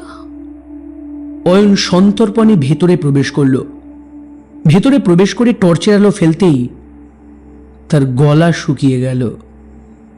চারিদিকে পড়ে আছে কেবল হাড়, মানুষের হাড়, কিছুটা পোড়া আর কিছুটা ছাই হয়ে যাওয়া। এগুলো এগুলো কি দেখছি আমি? না না না, এসব কি সত্যি? কণ্ঠস্বর কেঁপে উঠল তার। গলা থেকে একটা শব্দও বেরোলো না। হঠাৎ তার মনে হলো কেউ যেন দরজার ওপাশ থেকে ধাক্কা দিচ্ছে। টর্চের আলোটা সেই দিকে ফেলল অয়ন। সামনে লালচে শিকলে বাঁধা দরজা। ঠিক তখনই অয়নের মনে হলো শিকলের ফাঁক দিয়ে কেউ যেন একটা সরে দাঁড়ালো। প্রতিফলিত আলোকরশ্মি কেঁপে উঠল। তখনই তার কানে এলো একটা ফিস ফিস শব্দ। কেন এলে তুমি? ফিরে যাও, ফিরে যাও। গলাটা স্পষ্ট নারীর, কিন্তু ভাঙা, করুণ, যেন এক অজানা কষ্টের বয়ে চলা ছায়া। তোমাকে তো চলে যেতে বলেছি। হাত পা ঠান্ডা হয়ে এলো অয়নের। পিছিয়ে যাওয়ার শক্তি তার নেই, আর সামনে যাওয়ার সাহস সেটাও নেই। তবুও এক অজানা শক্তিতে জোর গলায় সে বলল, কে কে তুমি? কোনো উত্তর এলো না। শুধু দরজার ফাঁক দিয়ে বেরিয়ে এলো ধোঁয়ার মতো একটা কালো ছায়া। আতঙ্কে এক পা পিছিয়ে গেল অয়ন।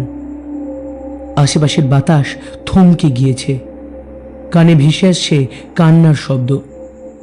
হঠাৎ তার কানে একটা শব্দ এলো, যেন শুকনো পাতার উপর দিয়ে কেউ হামাগুড়ি দিচ্ছে, কিংবা বহু মানুষ একসাথে নিঃশ্বাস ফেলছে। অয়ন টর্চের আলো জ্বালল। সামনে গাছের ছায়াগুলো আর আগের মতো নেই, ওগুলো যেন নড়ছে। কে কে কে আছো ওখানে? কে আছো ওখানে, বলো? চারিদিক থেকে নিকষ কালো অন্ধকারের মতো ছায়াগুলো আস্তে আস্তে জোট বাঁধছে। ছায়াগুলোর আকার মানুষের মতো, কিন্তু আশ্চর্য ব্যাপার, তাদের চোখ নেই, মুখ নেই, আছে শুধু শূন্যতা। টর্চটা হাত থেকে পড়ে গেল। না না না না না না, এটা কোনো মতে স্বপ্ন নয়। অয়ন নিজেকে বোঝানোর চেষ্টা করলো, কিন্তু তার পা আটকে রেখেছে কোনো এক অজানা শক্তি। শব্দটা এবার আরও কাছে, আরও স্পষ্ট। অয়ন তার বাঁ কাঁধের ওপর একটা ঠান্ডা স্পর্শ অনুভব করলো, বরফের মতো ঠান্ডা, কিন্তু তার মধ্যেও একটা হাড় হিম করা ভয়ানক অনুভূতি লুকিয়ে। এখানে কেন এলে তুমি? একসাথে অনেকগুলো শব্দ ভেসে এলো। অয়নের নিঃশ্বাস স্তব্ধ হয়ে গেল। কে কে তোমরা? এক সমবেত কর্কশ শব্দে উত্তর এলো এবার, তার ঠিক কানের পাশে। আমরা তারা যারা আজও ফিরে আসেনি। তীব্র আতঙ্কে চোখ বন্ধ করল অয়ন, আর যখন খুলল, চারপাশে শুধু অন্ধকার আর অসংখ্য ছায়া ঘিরে ধরেছে তাকে। ঠিক তখনই একটা দীর্ঘ হাত এগিয়ে এসে ছুঁয়ে দিল তার বুকের ঠিক মাঝখানে। তারপর সব অন্ধকার ঢেকে গেল। অয়নের শরীর ঠান্ডা হয়ে আসছে। নিজেকে সান্ত্বনা দিল সে। এটা এটা কেবল বাতাস, অন্য কিছু না। না, না, হতে পারে না। হঠাৎ একটা ঠান্ডা অনুভূতি তার কাঁধ বরাবর নেমে এলো। কেউ বা কিছু তাকে ছুঁয়েছে। একটা অদৃশ্য হাত ধীরে ধীরে তার কাঁধের উপর রাখল। সে স্পষ্ট অনুভব করতে পারছে চাপটা, কিন্তু সামনে তো কেউ নেই। এটা এটা কোনো মতেই স্বপ্ন নয়, না। হঠাৎ কিছু অদৃশ্য আঙুল চেপে ধরল তার গলা। তার চোখে অন্ধকার নেমে এলো, আর সাথে সেই চেনা স্বর, এখনো ফিরতে পারো। একটা অদ্ভুত আকর্ষণ মিশে আছে সেই শব্দে। অয়ন জানে তার আর ফেরা সম্ভব নয়, তবু কাঁপা কাঁপা গলায় বলল, না, আমি ফিরবো না। আমাকে আমাকে জানতেই হবে যে তোমরা কারা। হাতের স্পর্শগুলো এবার আরো দৃঢ় হতে লাগলো, আর পাল্টে যেতে লাগলো অনুভূতি। এখন আর সেগুলো বরফের মতো ঠান্ডা নয়, এখন সেগুলো আগুনের মতো জ্বলন্ত, যেন কেউ পুড়ে যাওয়া আঙুল দিয়ে চেপে ধরেছে তাকে। হঠাৎ আমরা যে তোমায় আর ফিরতে দেব না, আর ফিরতে পারবে না। আর ফিরতে পারবে না। অয়ন আর দাঁড়িয়ে থাকতে পারল না। সে মরিয়া হয়ে দৌড়তে লাগলো। সামনের কাটা ঝোপ, কাদামাটি সব কিছু অগ্রাহ্য করে সে দৌড় দিল, কিন্তু পিছনে সেই নারী কণ্ঠ আর সেই ছায়া তাকে ছাড়ছে না। তবু সে সর্বশক্তি দিয়ে পালাচ্ছে। সামনে গ্রামের পথ, আর একটু গেলেই সে সবার সামনে যেতে পারবে। সে জানে এটাই একমাত্র বাঁচার উপায়। অন্ধকারের বুক চিরে হঠাৎ সে হুড়মুড়িয়ে পড়ল গ্রামের মাঠে। তারপর সবকিছু স্তব্ধ। বাতাস আবার স্বাভাবিক। গ্রামে এখন সবে ভোরের আলো ফুটে উঠছে। সে হাঁপাতে লাগলো। আমি আমি আমি আমি বেঁচে আছি। এই তো। ক্লান্ত শরীর তাকে স্বাভাবিক হতে দিল না। কোনো মতে দাঁড়ানোর চেষ্টা করে হঠাৎ কাঁধের দিকে তাকিয়ে আতঙ্কে কেঁপে উঠল সে। ওরা ওরা সত্যি আমাকে স্পর্শ করেছে। সে জানে এখন আর পালানো সম্ভব নয়। ওরা চিনে ফেলেছে তাকে। অয়ন ফিরে এলো। সকলের চোখের আড়ালে নিজের ঘরে গেল সে। দরজা আটকে দেওয়ালে নিজের শরীরটাকে হেলিয়ে দিল। দিনের আলোতেও তার হৃদস্পন্দন এত তীব্র যেন মনে হয় তা এখনই ফেটে বেরিয়ে আসতে চাইছে। আর মাথায় শুধু একটাই শব্দ, ওরা ওরা আমায় স্পর্শ করেছে। ওরা ওরা আমাকে স্পর্শ করেছে। এখন তার শরীর থেকে ভেসে আসছে পচা পোড়া মাংসের গন্ধ। কাঁপা কাঁপা হাতে জামার বোতাম খুলতেই বাকরুদ্ধ হয়ে গেল সে। না না না না না, এটা সম্ভব নয়, এটা সম্ভব নয়। তার কাঁধে গভীর কালচে ছাপ, আঙুলের স্পষ্ট দাগ, যেন কেউ আগুনে পোড়া হাত দিয়ে ওকে চেপে ধরেছিল। সে আর নিজেকে সামলাতে পারল না, ছুটে গিয়ে দাঁড়ালো আয়নার সামনে। আয়নায় নিজের প্রতিচ্ছবি দেখে তার বুকের মধ্যে একটা হিমশীতল ভয় নেমে এলো। না না, এটা আমার ছায়া নয়, কোনো মতে হতে পারে না। না, তার ছায়াটা বদলে গেছে, আগের মতো নেই আর। আগে ছায়া তার শরীরের সাথে তাল মিলিয়ে নড়াচড়া করত, কিন্তু এখন ছায়াটা একটু পিছিয়ে আছে। আর তার থেকেও ভয়ঙ্কর হলো সেই ছায়ার কোনো চোখ নেই। সে আয়নার সামনে হাত তুলল, সামনের প্রতিচ্ছবিও হাত তুলল, তবে ঠিক সাথে সাথে নয়, কয়েক মুহূর্ত পরে হঠাৎ সেই ছায়া তার দিকে তাকালো।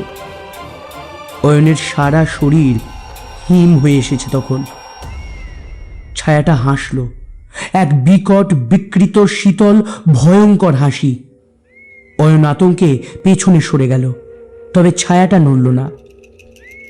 না না না, এটা সত্য নয়, আমার কল্পনা, কল্পনা ব্যতী আর কিছু নয়। পাগলের মতো শোনালো তার কথাগুলো। ভয়ে নিজের চোখ বন্ধ করল সে, যেন এভাবে ভয়কে এড়িয়ে যাওয়া সম্ভব। খানিক বাদে চোখ খুলে দেখল ছায়াটা তখনও দাঁড়িয়ে আছে, কিন্তু এবার ওটা হাঁটতে শুরু করেছে তার দিকেই। সে স্থির দৃষ্টিতে তাকিয়ে রইল। এটা অসম্ভব, এটা তার ছায়া নয়। কেউ যেন এক অদৃশ্য শক্তিতে সেটাকে টেনে বিকৃত করে দিয়েছে। ছায়াটা লম্বা কুঁজো হয়ে গেছে, হাতগুলো অস্বাভাবিক লম্বা। তার চেয়েও ভয়ঙ্কর হলো তার বিকৃত মুখ, আর সেই মুখে একটা অস্পষ্ট বিকৃত হাসি।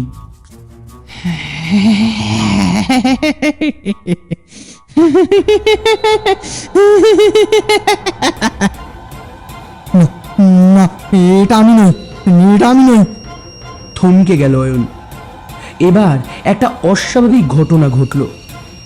ছায়াটা ধীরে ধীরে তার শরীর থেকে আলাদা হতে লাগলো। এখন সেটার শরীর নড়ছে, তবে অয়ন তো কিছু করেনি। আর দাঁড়িয়ে থাকার শক্তি তার নেই। সে মাটিতে লুটিয়ে পড়ল। একটা অস্বাভাবিক আতঙ্কিত কণ্ঠস্বরে বলে উঠল, এটা এটা এটা কিভাবে সম্ভব? এটা অসম্ভব। আর ঠিক তখনই ছায়াটা এগিয়ে এলো। তার চোয়াল দুটো ধীরে ধীরে খুলে গেল। সে কিছু বলতে চাইছে, তবে ফিস ফিস শব্দে।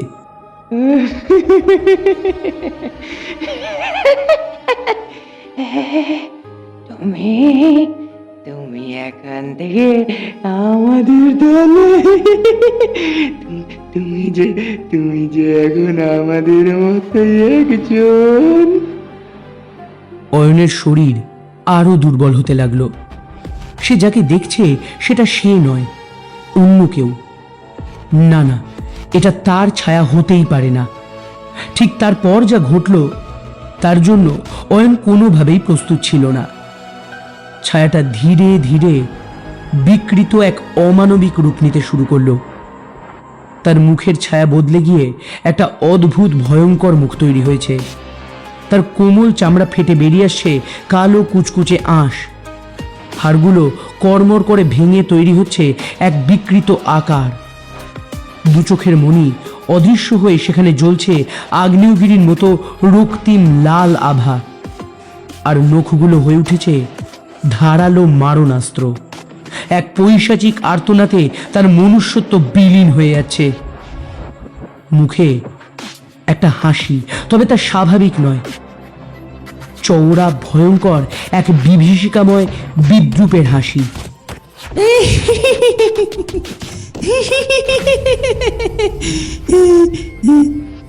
না না না, এটা আমি নই, এটা আমি নই। অয়ন পিছিয়ে যেতে লাগলো, কিন্তু তার ছায়াটা স্থির। ছায়াটা হাত তুলল। তার হাতের নখগুলো ভয়ঙ্কর লম্বা ধারালো, যেন কারো মাংস ছিঁড়ে নেওয়ার জন্য সাজানো হচ্ছে সেগুলোকে। অয়নের নিঃশ্বাস থেমে গেল। সে জানে এই হাত, এই ছায়া কোনোটাই তার নয়। আর ঠিক তখনই ছায়াটা ধীরে ধীরে কাঁচের দেওয়াল ভেঙে বাইরে বেরিয়ে আসতে লাগলো। কিরে, তুই তুই যাবি তো আমাদের সাথে? আমি আমি যে তোকে নিয়ে যেতে এসেছি। হ্যাঁ হ্যাঁ হ্যাঁ। কান ফাটানো এক বিকট চিৎকারে ফেটে পড়ল অয়ন। আয়নার ভেতর থেকে বেরিয়ে আসা সেই ছায়ামূর্তি এমনভাবে তার দিকে তাকিয়ে আছে যেন বহু পুরনো কোনো শিকারকে এতদিন পর খুঁজে পেয়েছে। অয়নের শরীর ঠান্ডা ঘামে ভিজে এলো। ভয় মিশ্রিত কাঁপা কাঁপা গলায় বলল, কে কে তুমি? না না না না। তুই তুই কোনো মতে পালাতে পারবি না, পালাতে।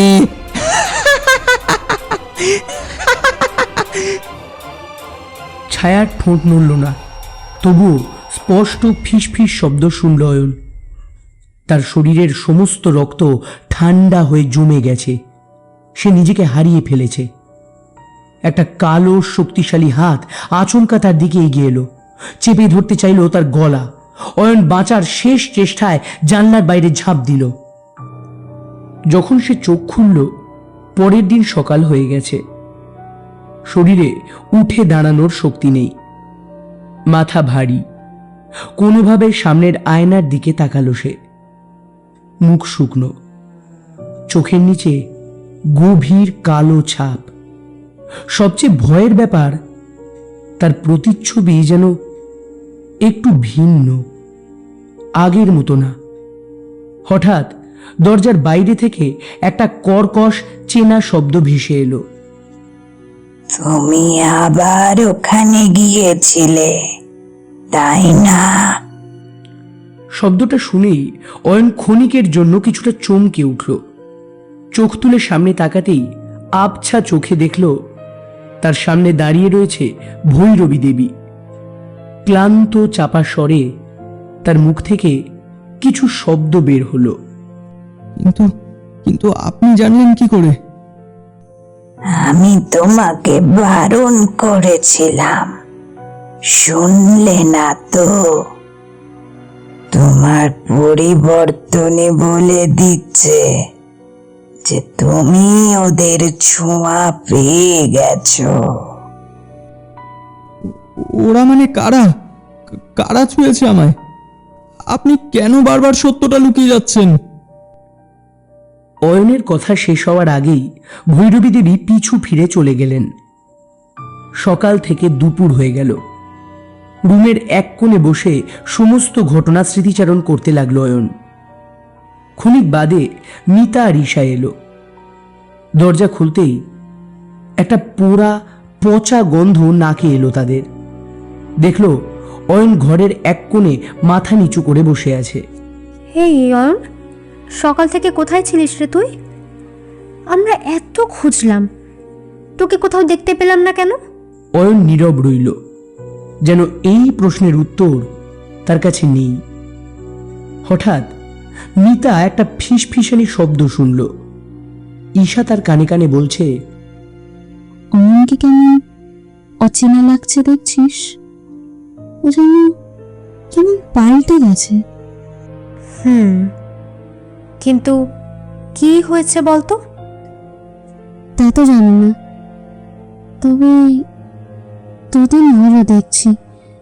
কেমন মনমরা হয়ে থাকে না, যেন নিজের সাথে নিজেই আনমনে কথা বলছে, আর মাঝে মাঝে কোথায় উধাও হয়ে যাচ্ছে। মিতা আর ঈশা অনেকবার জোর করার পরও অয়ন ঘরের সেই কোণ থেকে এতটুকুও নড়ল না। প্রায় অস্থির হয়ে ওরা চলে গেল। নির্বাক চিত্তে ঘরের এক কোণে তখনও একলা বসে রইল অয়ন। এভাবেই আরো 2 দিন কেটে গেল। অয়নের পাগলামোগুলো এখন অনেক বেড়ে গেছে। মাঝে মাঝে ও যেন কোথাও উধাও হয়ে যায়, আবার ভোর রাতে রুমের এক কোণে বসে থাকতে দেখা যায়। ওর শরীর আরো খারাপ হতে লাগলো। মস্তিষ্কের চাপ, আনমনে অদৃশ্য কারোর সাথে কথা বলা, সবাইকে ঠিকমতো চিনতে না পারা, এইসব মিলিয়ে কেমন জানি একটা অদ্ভুতুরে ব্যাপার ঘটতে লাগলো। অয়নকে নিয়ে এবার সবার চিন্তা অনেক গুণ বেড়ে গেছে। পরের দিন রাত তখন প্রায় 12টা। চাঁদের আলোয় ভেসে থাকা এক নীরব রাত। আকাশে পূর্ণিমার চাঁদ যেন রূপোর থালার মতো ঝলমল করছে। তার চারপাশে ছড়িয়ে আছে অসংখ্য ক্ষুদ্র তারা। মনে হচ্ছে যেন কেউ ইচ্ছে করে কালো ক্যানভাসে সাদা বিন্দু ছিটিয়ে দিয়েছে। হালকা বাতাসে গাছের পাতা মৃদু সুরে কেঁপে উঠছে। দূরে কোথাও শিয়ালের ডাক রাতের নিস্তব্ধতাকে আরো গভীর করে তুলছে। কিন্তু এই সৌন্দর্যের মাঝে লুকিয়ে আছে এক অদ্ভুত অস্বস্তি, যেন বাতাসে কেউ নিঃশ্বাস ফেলছে, অদৃশ্য অথচ অনুভবযোগ্য। গ্রামের শেষ প্রান্তের পুরনো বটগাছটা আজ অন্যরকম লাগছে। তার ছায়া চাঁদের আলোয় লম্বা হয়ে মাটিতে এমনভাবে ছড়িয়ে পড়েছে যেন কোনো অশরীরীর সত্তা তার বাহু প্রসারিত করে অপেক্ষা করছে। হঠাৎ করে বাতাসের গতি বদলে যায়, পাতা কাঁপে কিন্তু কোনো শব্দ হয় না, যেন শব্দগুলো ভয়ে জমে গেছে। চারপাশে নীরবতা এতটাই ভারী হয়ে ওঠে যে মনে হয় সময় যেন থেমে গেছে। দূরে একটা জানলার পর্দা নিজে থেকেই দুলে ওঠে। কেউ নেই, তবুও নড়ছে। এই রাতের সৌন্দর্য আর ভয়ের মধ্যে যেন এক অদৃশ্য লড়াই চলছে। চাঁদের কোমল আলো যতই শান্তি ছড়াতে চায়, ততই অন্ধকারের গভীর থেকে উঠে আসে এক অজানা শক্তি, যার উপস্থিতি দেখা যায় না কিন্তু অনুভব করা যায় প্রতিটি শিরায়। এ যেন সেই রাত যখন প্রকৃতির মায়াবী রূপের আড়ালে ভৌতিক শক্তি তার প্রাধান্য বিস্তার করে, নীরবে, ধীরে অথচ নৈপুণ্যতার সাথে। পরের দিন সকালবেলা একটা বিকট হট্টগোল আর চিৎকারে ঘুম ভাঙল সবার। বাইরে থেকে বিক্রমের চিৎকার শোনা গেল। তাড়াহুড়ো করে নিচে গিয়ে যা শুনলাম তা আমাদের জন্য মোটেও ভালো খবর নয়। অয়নকে কোথাও খুঁজে পাওয়া যাচ্ছে না। হাঁপাতে হাঁপাতে শুধু এইটুকুই শব্দ বেরিয়ে এলো বিক্রমের মুখ থেকে। আমি বললাম, মানেটা কি? আরে কোথায় আর যাবে, দেখ না এই কাছে পিঠে কোথাও আছে, এক্ষুনি চলে আসবে। বিক্রম হাঁপাতে হাঁপাতে বলল, না রে ব্রত, আমি সব জায়গা খুঁজেছি, কিন্তু কিন্তু কিন্তু অয়নকে কোথাও খুঁজে পাচ্ছি না। ঈশা আর মিতা খুব ভয় পেয়ে গেল। এমনিতে অয়নের শরীর ভালো নয়, তার উপর এই কয়েকদিন ধরে যা অস্বাভাবিক ঘটনার সম্মুখীন হয়েছি আমরা, তাতে চিন্তার পরিবর্তে ভয় হওয়াটাই স্বাভাবিক। হট্টগোলের শব্দ শুনে আমাদের সামনে এসে দাঁড়ালেন ভৈরবী দেবী। কিন্তু আজব ব্যাপার, সবকিছু শোনার পরেও ওনার চোখে মুখে কোনো চিন্তার ছাপ নেই, যেন উনি জানেন অয়ন কোথায়। কোনো শব্দ করলেন না উনি, নিঃশব্দে উঠোনের দিকে হাঁটা দিলেন। আমরা বুঝলাম আমাদের আর বিলম্ব করা ঠিক নয়। অয়নকে খোঁজার উদ্দেশ্যে গ্রামের পথে হাঁটা দিলাম। ক্ষণিকের পথ অতিক্রম করার পর আমরা একটা ত্রিমাত্রিক রাস্তার সংযোগস্থলে উপস্থিত হলাম। দিনের আলো এখন খুব উজ্জ্বল, কিন্তু তবুও একদিকের রাস্তাঘাট প্রায় জনশূন্য। সংযোগস্থলে দাঁড়িয়ে চোখে পড়ল আমাদের সামনে রাস্তাটা সোজা চলে গেছে শহরের দিকে। বাঁদিকে রাস্তাটা কিছু দূর যাওয়ার পর প্রায় বিলুপ্ত হয়ে গেছে ঘন গাছপালা ঘেরা জঙ্গলের মধ্যে। ডান দিকে একটা পুরনো মন্দির। মন্দিরটি বহু পুরনো হলেও আশেপাশের পরিবেশ ইঙ্গিত করে যে এখানে মানুষের আগমন আছে। মন্দিরের দেবী যেন নিজের ত্রিনেত্র দিয়ে এই ত্রিমাত্রিক পথকে নিয়ন্ত্রণ করেন।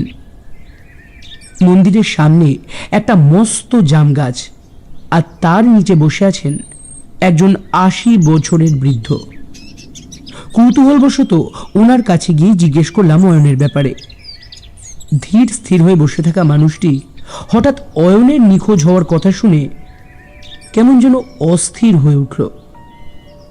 ভয়ার্থ গলায় তিনি বললেন, আমি ওকে বারণ করেছিলাম, কিন্তু কিন্তু ও শুনলো না আমার কথা। ওরা ওকে নিয়ে গেছে ওরা। কথাটা তিনি যেন মনে মনে বললেন, তবে শব্দগুলোর স্পষ্টতা এতটাই যে সেগুলো আমাদের কানে তীব্রভাবে শোনালো। ওরা মানে কারা? না না, মানে আপনি কাদের কথা বলছেন? আপনি আপনি জানেন অয়ন কোথায়? মিতার কোনো কথাই ওনার কানে গেল না। বৃদ্ধ আনমনে বলে চললেন, ওরা ওকে ছাড়বে না, ওরা প্রতিশোধ নেবে ওরা। আমি বুঝলাম যে এই সেই বৃদ্ধ যার কথা অয়ন আমাদের বলেছিল। কিন্তু ওরা কারা? ওরা অয়নকে কোথায় নিয়ে গেছে? কেনই বা নিয়ে গেছে? কিসের প্রতিশোধ? এইসব কোনো কিছুর উত্তরই আমাদের কাছে নেই। শুধু এইটুকু জানি যে ইনি সেই ব্যক্তি যার থেকে আমরা অয়নের খোঁজ পাব। কিছুটা এগিয়ে গিয়ে ওনার পাশে গুটিসুটি মেরে বসলাম। জিজ্ঞেস করলাম, আচ্ছা দাদু, আপনি কি জানেন অয়ন কোথায়? ওরা কারা যাদের কথা আপনি বলছেন? কিসের প্রতিশোধ? চুপ করে বসে থাকলেন বৃদ্ধ। হঠাৎ কাঁধে একটা আলতো নাড়া পেতেই উনি কল্পনা জগৎ থেকে বাস্তবে আবির্ভাব হলেন। আমার প্রশ্নের উত্তর স্বরূপ বললেন, আজ থেকে প্রায় 70 বছর আগে এই গ্রামের জমিদার ছিলেন শ্রী প্রমথনাথ রায়। তিনি ছিলেন পুরনো দিনের এক প্রভাবশালী জমিদার। বাইরে থেকে তাকে দেখলে মনে হতো তিনি প্রজাদের অভিভাবক। গ্রামের দুঃখে কষ্টে তিনি পাশে দাঁড়াতেন, দরিদ্রদের সাহায্য করতেন, আর ন্যায়পরায়ণতার জন্য সকলের মুখে তার প্রশংসা শোনা যেত। কিন্তু সেই সকল মুখোশের আড়ালে লুকিয়েছিল এক অন্ধকার ভয়ঙ্কর সত্য। নিজের জমিদারির ঐশ্বর্য ধরে রাখা এবং একমাত্র পুত্রের দীর্ঘায়ু কামনায় তিনি গোপনে তন্ত্র সাধনায় লিপ্ত ছিলেন। রাতের অন্ধকারে জনমানবহীন নির্জনে তিনি এমন সব আচার অনুষ্ঠান করতেন যা সাধারণ মানুষের কল্পনারও বাইরে। শোনা যায় এই সাধনার অংশ হিসেবে তিনি গোপনে বলির মতো নিষ্ঠুর কাজেও জড়িয়ে পড়েছিলেন। এভাবেই প্রমথনাথ রায়ের জীবন যেন দ্বৈত সত্তার প্রতীক। একদিকে জনদরদি জমিদার, অন্যদিকে অশুভ শক্তির আশ্রয়ে নিজের স্বার্থ রক্ষায় নিমগ্ন এক রহস্যময় ও ভীতিকর মানুষ। লোকমুখে শোনা যায় যে বহুদিন পুত্রহীন থাকার পর দীর্ঘ প্রতীক্ষার ফলস্বরূপ তিনি পুত্রের মুখ দেখেন। কিন্তু জন্মের সময় পুত্রের কুষ্ঠি বিচার করতে গিয়ে তিনি আতঙ্কে কেঁপে উঠেছিলেন। জানা যায় 25 বছর বয়সের পর ওই সন্তানের মৃত্যুযোগ আছে। রাগে কষ্টে ভেঙে পড়লেও তিনি কাউকে বুঝতে দেননি নিজের মানসিক আর্তনাদ। পুত্রের নাম রাখলেন আদিত্য। সময়ের সাথে সাথে আদিত্য বড় হতে লাগলো, কিন্তু একই সাথে বেড়ে উঠছিল আর একটি প্রাণ, উমা। উমাপতি হলো এই জমিদার বাড়ির এক দাসীর মেয়ে, যার নাম শুভঙ্করী। যার বিশেষত্ব ছিল তার স্নেহশীল মাতৃত্ববোধ। তিনি কখনো আদিত্যকে নিজের সন্তানের চেয়ে কম বলে মনে করতেন না।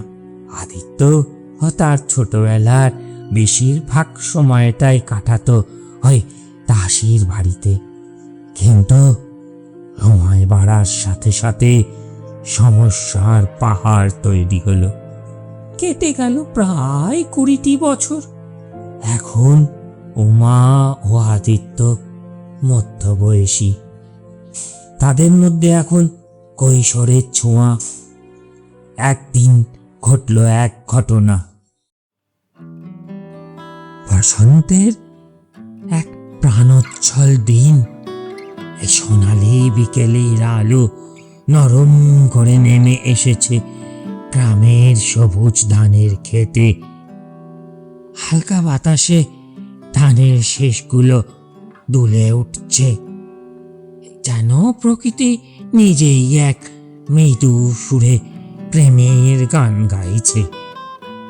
দূরে কাশ ফুলের শাড়ি, তার পাশে আঁকা বাঁকা পথ ধরে হেঁটে যাচ্ছে দুজন মানুষ, আদিত্য আর উমা। আদিত্যর চোখে এক অদ্ভুত শান্তি, আর উমার মুখে লাজুক হাসি। তারা পাশাপাশি হাঁটছে, কিন্তু তাদের নীরবতাও যেন কথা বলছে। পাখির ডাক, ঝিঝি পোকার শব্দ আর দূরের গরুর ঘণ্টার ধ্বনি, সব মিলিয়ে চারপাশটা যেন এক মায়াবী আবেগে ভরে উঠেছে। উমা ধীরে ধীরে বলে, জানো, এই বিকেলটা শুধু যেন আমাদের জন্যই অপেক্ষা করছিল।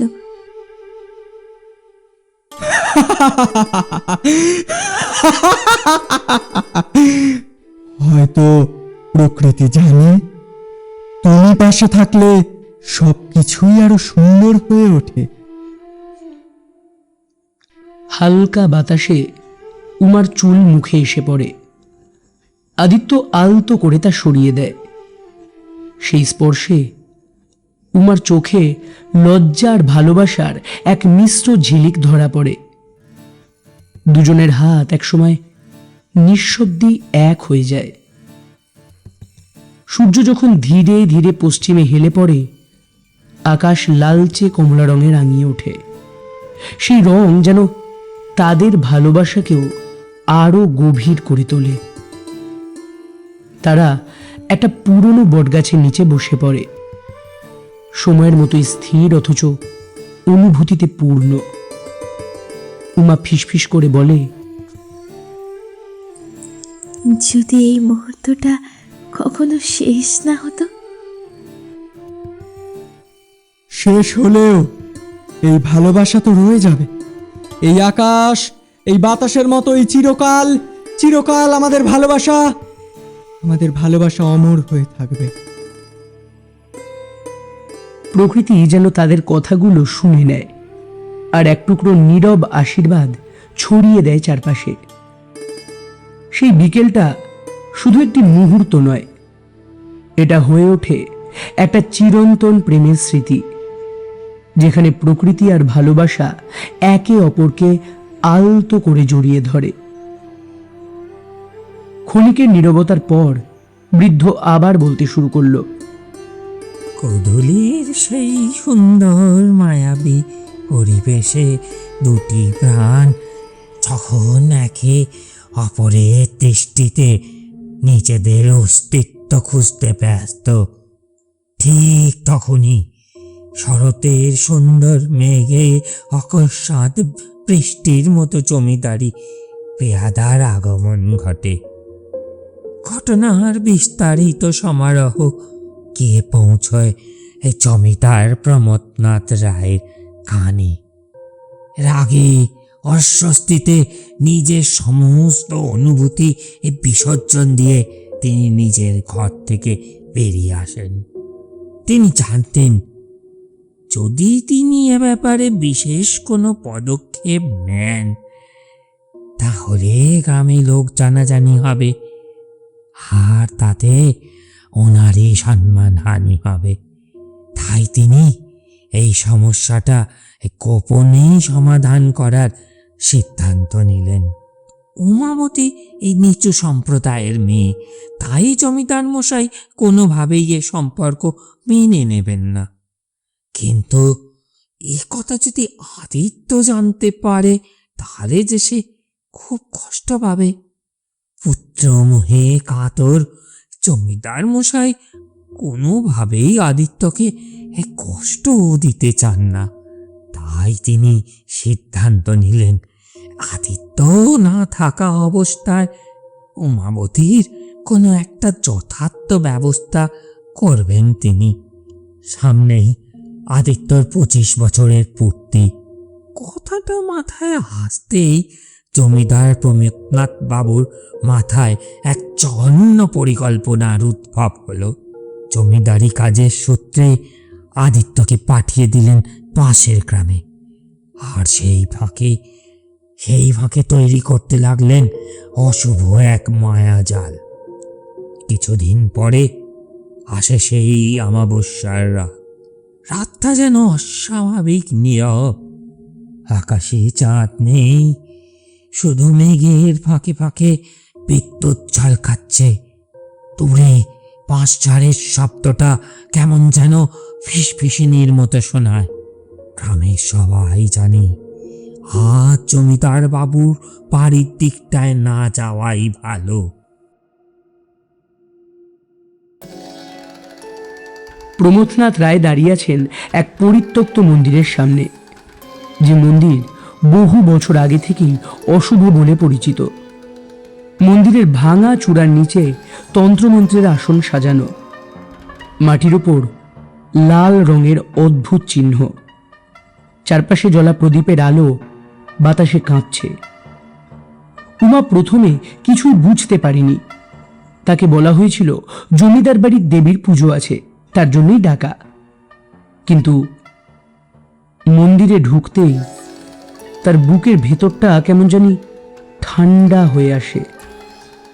চারপাশের গন্ধ, ধূপ, মাটি আর কিছু একটা পচা গন্ধের মিশ্রণ তাকে অস্বস্তিতে ভরিয়ে তোলে। বাবু, বাবু, আমার খুব ভয় করছে। উমার কাঁপা গলায় বলা কথা যেন শূন্যে মিলিয়ে যায়। প্রমথনাথের চোখে তখন আর কোনো মানবিকতা নেই। তার চোখ দুটো যেন অদ্ভুত উন্মাদনায় জ্বলছে। তিনি বিড়বিড় করে মন্ত্র জপতে থাকেন, একটা অজানা কর্কশ সুরে, যা শুনলে মনে হয় যেন মানুষের ভাষা নয়। হঠাৎ চারপাশের বাতাস ভারী হয়ে ওঠে। প্রদীপের শিখাগুলো একসাথে দপ করে লম্বা হয়ে ওঠে। মন্দিরের ভেতরের অন্ধকার যেন আরো গভীর হয়ে ওঠে, যেন কেউ বা কিছু সেখানে অপেক্ষা করছে। উমা বুঝতে পারে এটা কোনো পুজো নয়। সে পালাতে চায়, কিন্তু পা যেন নড়ে না। ভয় তাকে স্থির করে দিয়েছে। তার চোখে জল গড়িয়ে পড়ে। সে কাঁপতে কাঁপতে বলে, আমি কিছু করিনি বাবু, আমাকে ছেড়ে দিন। কিন্তু সেই মুহূর্তে প্রমথনাথ যেন আর মানুষ নন। তিনি কেবল একজন লোভী, আতঙ্কগ্রস্ত পিতা, যিনি নিজের ভাগ্য বদলাতে যে কোনো পাপ করতে প্রস্তুত। মন্ত্রের গতি বাড়তে থাকে। হঠাৎ এক ঝোড়ো হাওয়া মন্দিরের দরজা বন্ধ করে দেয়। বাইরে বজ্রপাতের আলোয় এক মুহূর্তের জন্য দেখা যায় মন্দিরের ভেতরের ছায়াগুলো যেন নড়ছে। শুধু মন্ত্রের শেষ সুরটা বাতাসে ঝুলে থাকে। কিছুক্ষণ পর দরজা নিজে থেকে খুলে যায়। প্রমথনাথ ধীরে ধীরে বাইরে বেরিয়ে আসেন।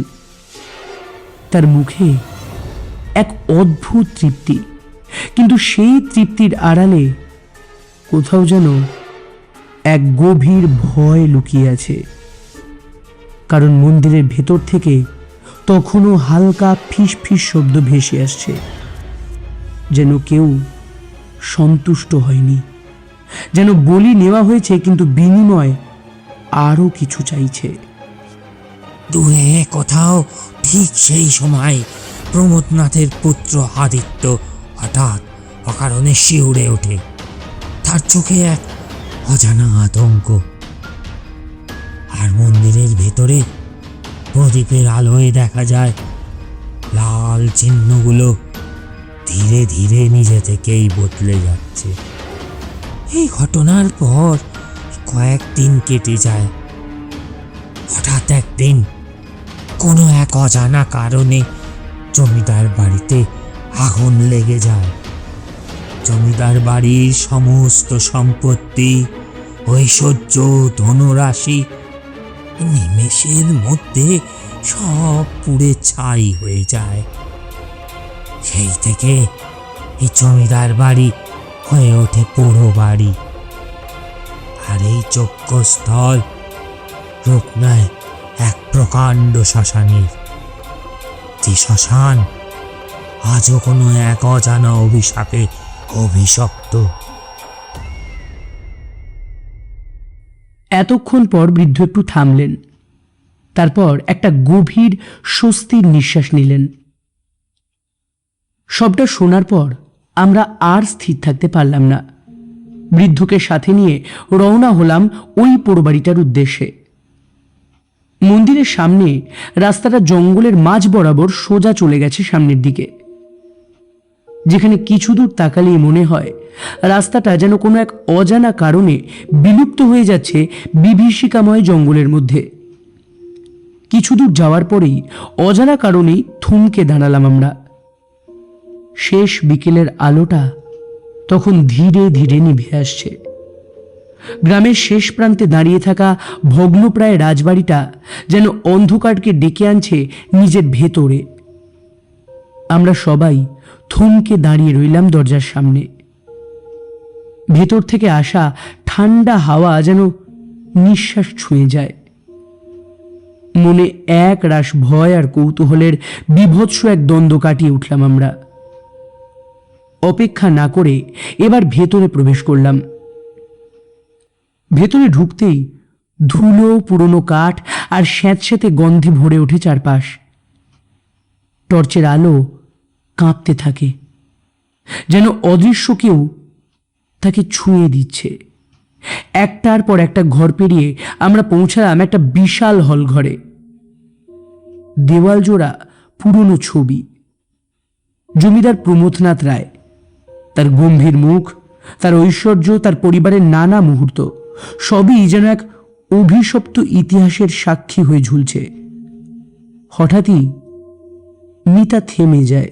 এই ঈশা, এটা দেখ। ধুলোমাখা এক ছবিতে টর্চের আলো পড়ে। এক তরুণ, চোখে অদ্ভুত গভীরতা, মুখে পরিচিত ছায়া। অয়ন না, অয়নের মতো দেখতে কেউ। ছবির নিচে লেখা অয়নাদিত্য রায়। মুহূর্তের মধ্যে যেন ঘরের ভেতরের বাতাস জমে যায়। কেউ কথা বলতে পারে না। ঠিক তখনই পিছন থেকে ভেসে আসে এক মৃদু নারী কণ্ঠ। ওকে খুঁজছো? সবাই একসাথে ঘুরে দাঁড়ায়। দরজার ছায়ায় দাঁড়িয়ে আছে এক মেয়ে। সাদা শাড়ি, খোলা চুল, মুখে এক শান্ত অথচ অদ্ভুত শূন্যতা। উমাবতী? নামটা যেন নিজের অজান্তেই বেরিয়ে আসে ঈশার ঠোঁট থেকে। মেয়েটি হেসে ওঠে, ম্লান দীর্ঘ প্রতীক্ষার ক্লান্তি মেশানো সেই হাসি। ও তো অনেক আগেই ফিরে এসেছে। অয়ন কোথায়? উমা ধীরে হাত তোলে, ইশারা করে অন্ধকার করিডোরের দিকে, যেখানে সব শুরু হয়েছিল। সবাই দৌড়ে এগিয়ে যাই। করিডোরের শেষে সেই পুরনো মন্দির। দরজাটা আধ খোলা, ভেতর থেকে মৃদু আলো ঝলকাচ্ছে। ভেতরে ঢুকতেই আমরা থমকে দাঁড়ালাম। মাটির ওপর আঁকা সেই পুরনো তন্ত্রচক্রের মাঝে বসে আছে অয়ন। চোখ বন্ধ, ঠোঁট নড়ছে একটা অচেনা মন্ত্রের সুরে। অয়ন! বিক্রমের এক বিকট চিৎকার ভেঙে দেয় অয়নের নীরবতা। ধীরে ধীরে অয়ন চোখ খোলে। সেই চোখে কোনো চেনা ভাব নেই, শুধু এক গভীর প্রাচীন অন্ধকার। আমি ফিরে এসেছি। তার গলাটা যেন অন্য কিছুর মতো শোনালো। ঠিক তখনই উমা ভেতরে ঢোকে। তার পায়ের শব্দ নেই, তবুও সে এগিয়ে এসে অয়নের সামনে থামে। তুমি এত কেন দেরি করলে আদিত্য? তার কণ্ঠে নেই অভিযোগ, নেই কোনো অভিমান, শুধু আছে বহু বছরের অপেক্ষার ক্লান্তি। অয়নের মুখে বিভ্রান্তি, যন্ত্রণা আর এক অদ্ভুত টানাপোড়েন। আমি ঠিক মনে করতে পারিনি। সে ফিসফিস করে। উমা ধীরে ধীরে বসে পড়ে তার সামনে। আর আমি তোমাকে ভুলতে পারিনি আদিত্য। চারপাশের বাতাস হঠাৎ ঘুরতে শুরু করে।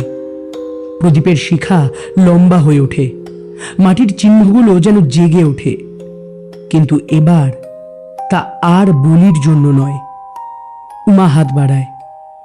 অয়ন একবার পিছনে তাকায় তার বন্ধুদের দিকে। তাদের চোখে ভয়, অসহায়তা। তারপর সে ধীরে হাত বাড়িয়ে দেয়। দুটি হাত স্পর্শ করতেই মন্দির কেঁপে ওঠে, ঝলসে ওঠে এক অদ্ভুত আলো। চারিদিকে যেন অসংখ্য কণ্ঠ একসাথে চিৎকার করে ওঠে, ক্রোধে, মুক্তির আকাঙ্ক্ষায়, না হয়তো প্রতিশোধে। সবাই চোখ ঢেকে ফেলে।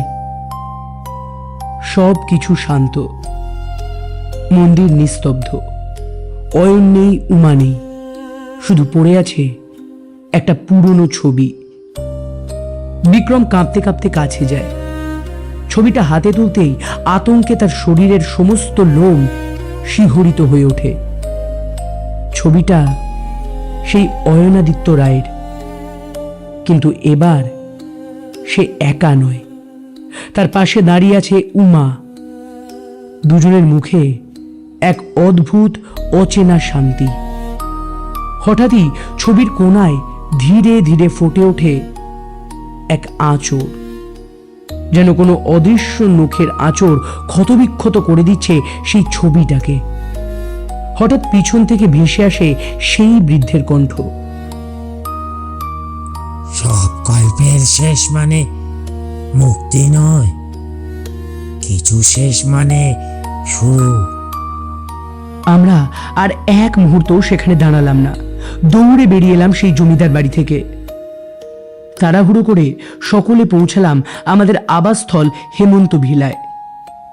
ঠিক ওই দিন গভীর রাতে যখন চারিদিক নিস্তব্ধ হয়ে গেল, হঠাৎ কানের কাছে ভেসে আসে এক মৃদু ডাক। আদিত্য, আদিত্য। পরক্ষণেই আর একটা কণ্ঠ শোনা যায় খুব কাছ থেকে। আমি অপেক্ষা করছি। মনের মধ্যে চেপে রাখা ভয়, শিহরণ এবং হাজারো অজানা প্রশ্ন নিয়ে রাতটা কাটলো আমাদের। ভোর হতে না হতেই আমরা বেরিয়ে পড়লাম স্টেশনের উদ্দেশ্যে। আমরা সবাই যে পরিমাণে ভয় পেয়েছিলাম, তাতে বাকি সমস্ত কিছু আমাদের মস্তিষ্ক থেকে প্রায় মুছে গিয়েছে। শুধু এটুকুই মনে আছে যে আমরা যদি আর বেশিক্ষণ এই অভিশপ্ত ভূমিতে থাকি, তাহলে এই ঘটনার পুনরাবৃত্তি আমাদের সাথেও ঘটতে পারে। আমরা জানি না অয়ন নিখোঁজ হয়েছে নাকি মুক্তি পেয়েছে, নাকি পুরনো জন্মের কোনো অভিশাপ আজ ওকে আমাদের থেকে আলাদা করে দিয়েছে। এইসব প্রশ্নের উত্তর আমাদের অজানা।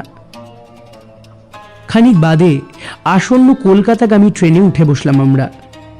দুদিন ঠিকমতো ঘুম হয়নি আমাদের, তাই নিজেদের সিটে বসার সাথে সাথেই চোখ আচ্ছন্ন হয়ে এলো এক গভীর ঘুমে। জানি না ঠিক কতক্ষণ ঘুমিয়েছিলাম আমি। হঠাৎ মনের মাঝে দুটো অজানা প্রশ্নের উদ্ভব হতে হুড়মুড়িয়ে উঠে বসলাম। কাল বিকেলে যখন বৃদ্ধ উমাবতীর শৈশবের কথা বলছিলেন, তখন তিনি একটা কথা বলেছিলেন যে উমাবতীর একটা ছোট বোন ছিল, কিন্তু তারপর তো তিনি এই ব্যাপারে আর কিছু বলেননি। তাহলে উমাবতীর বোন কে ছিল? সে এখন কোথায়? তার সাথেই বা কি ঘটেছিল? আচ্ছা, উমাবতীর মা মানে শুভঙ্করী দেবীর সাথে কি ঘটেছিল? এইসব অজানা প্রশ্ন মাথায় আসতেই মাথাটা ঝিমঝিম করে উঠল। হঠাৎ ক্ষণিকের স্মৃতিচারণের পর মনে পড়ল যে অয়ন আমাদের তিনজনের কথা বলেছিল। একজন ওই বৃদ্ধ যার সাথে আমাদের দেখা হয়েছিল এবং যার থেকে আমরা ওই গ্রামের অতীত সম্পর্কে জেনেছিলাম।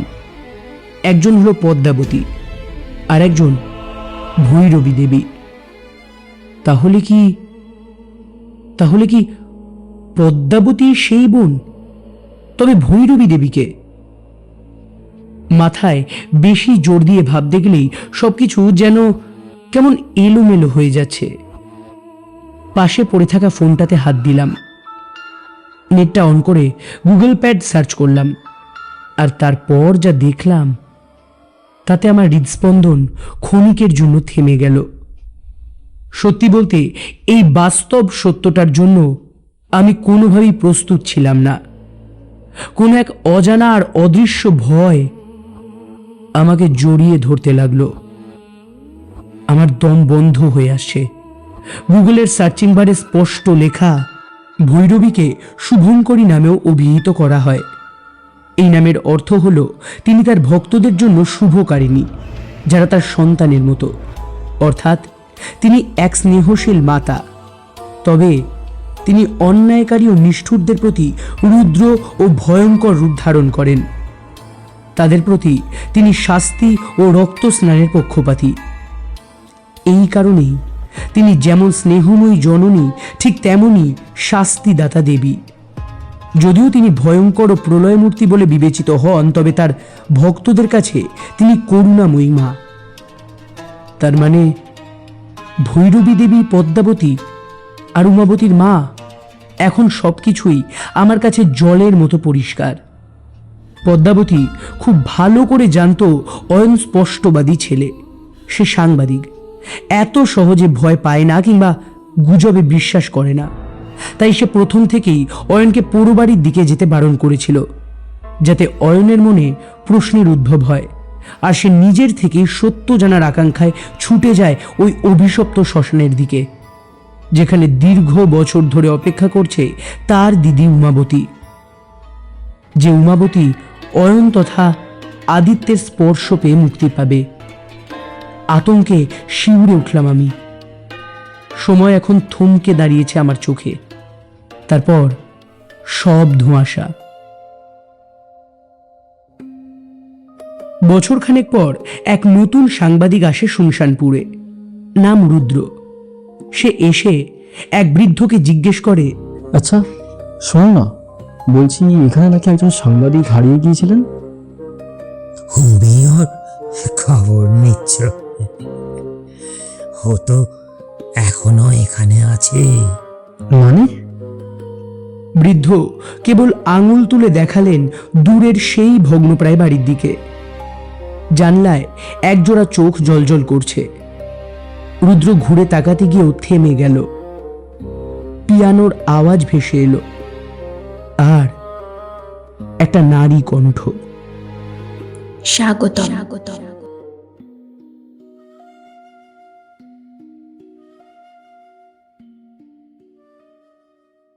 নমস্কার। এতক্ষণ ধরে আপনারা শুনছিলেন আমাদের আজকের নিবেদন অভিশপ্ত শ্মশান। গল্পের লেখক আমি সুব্রত।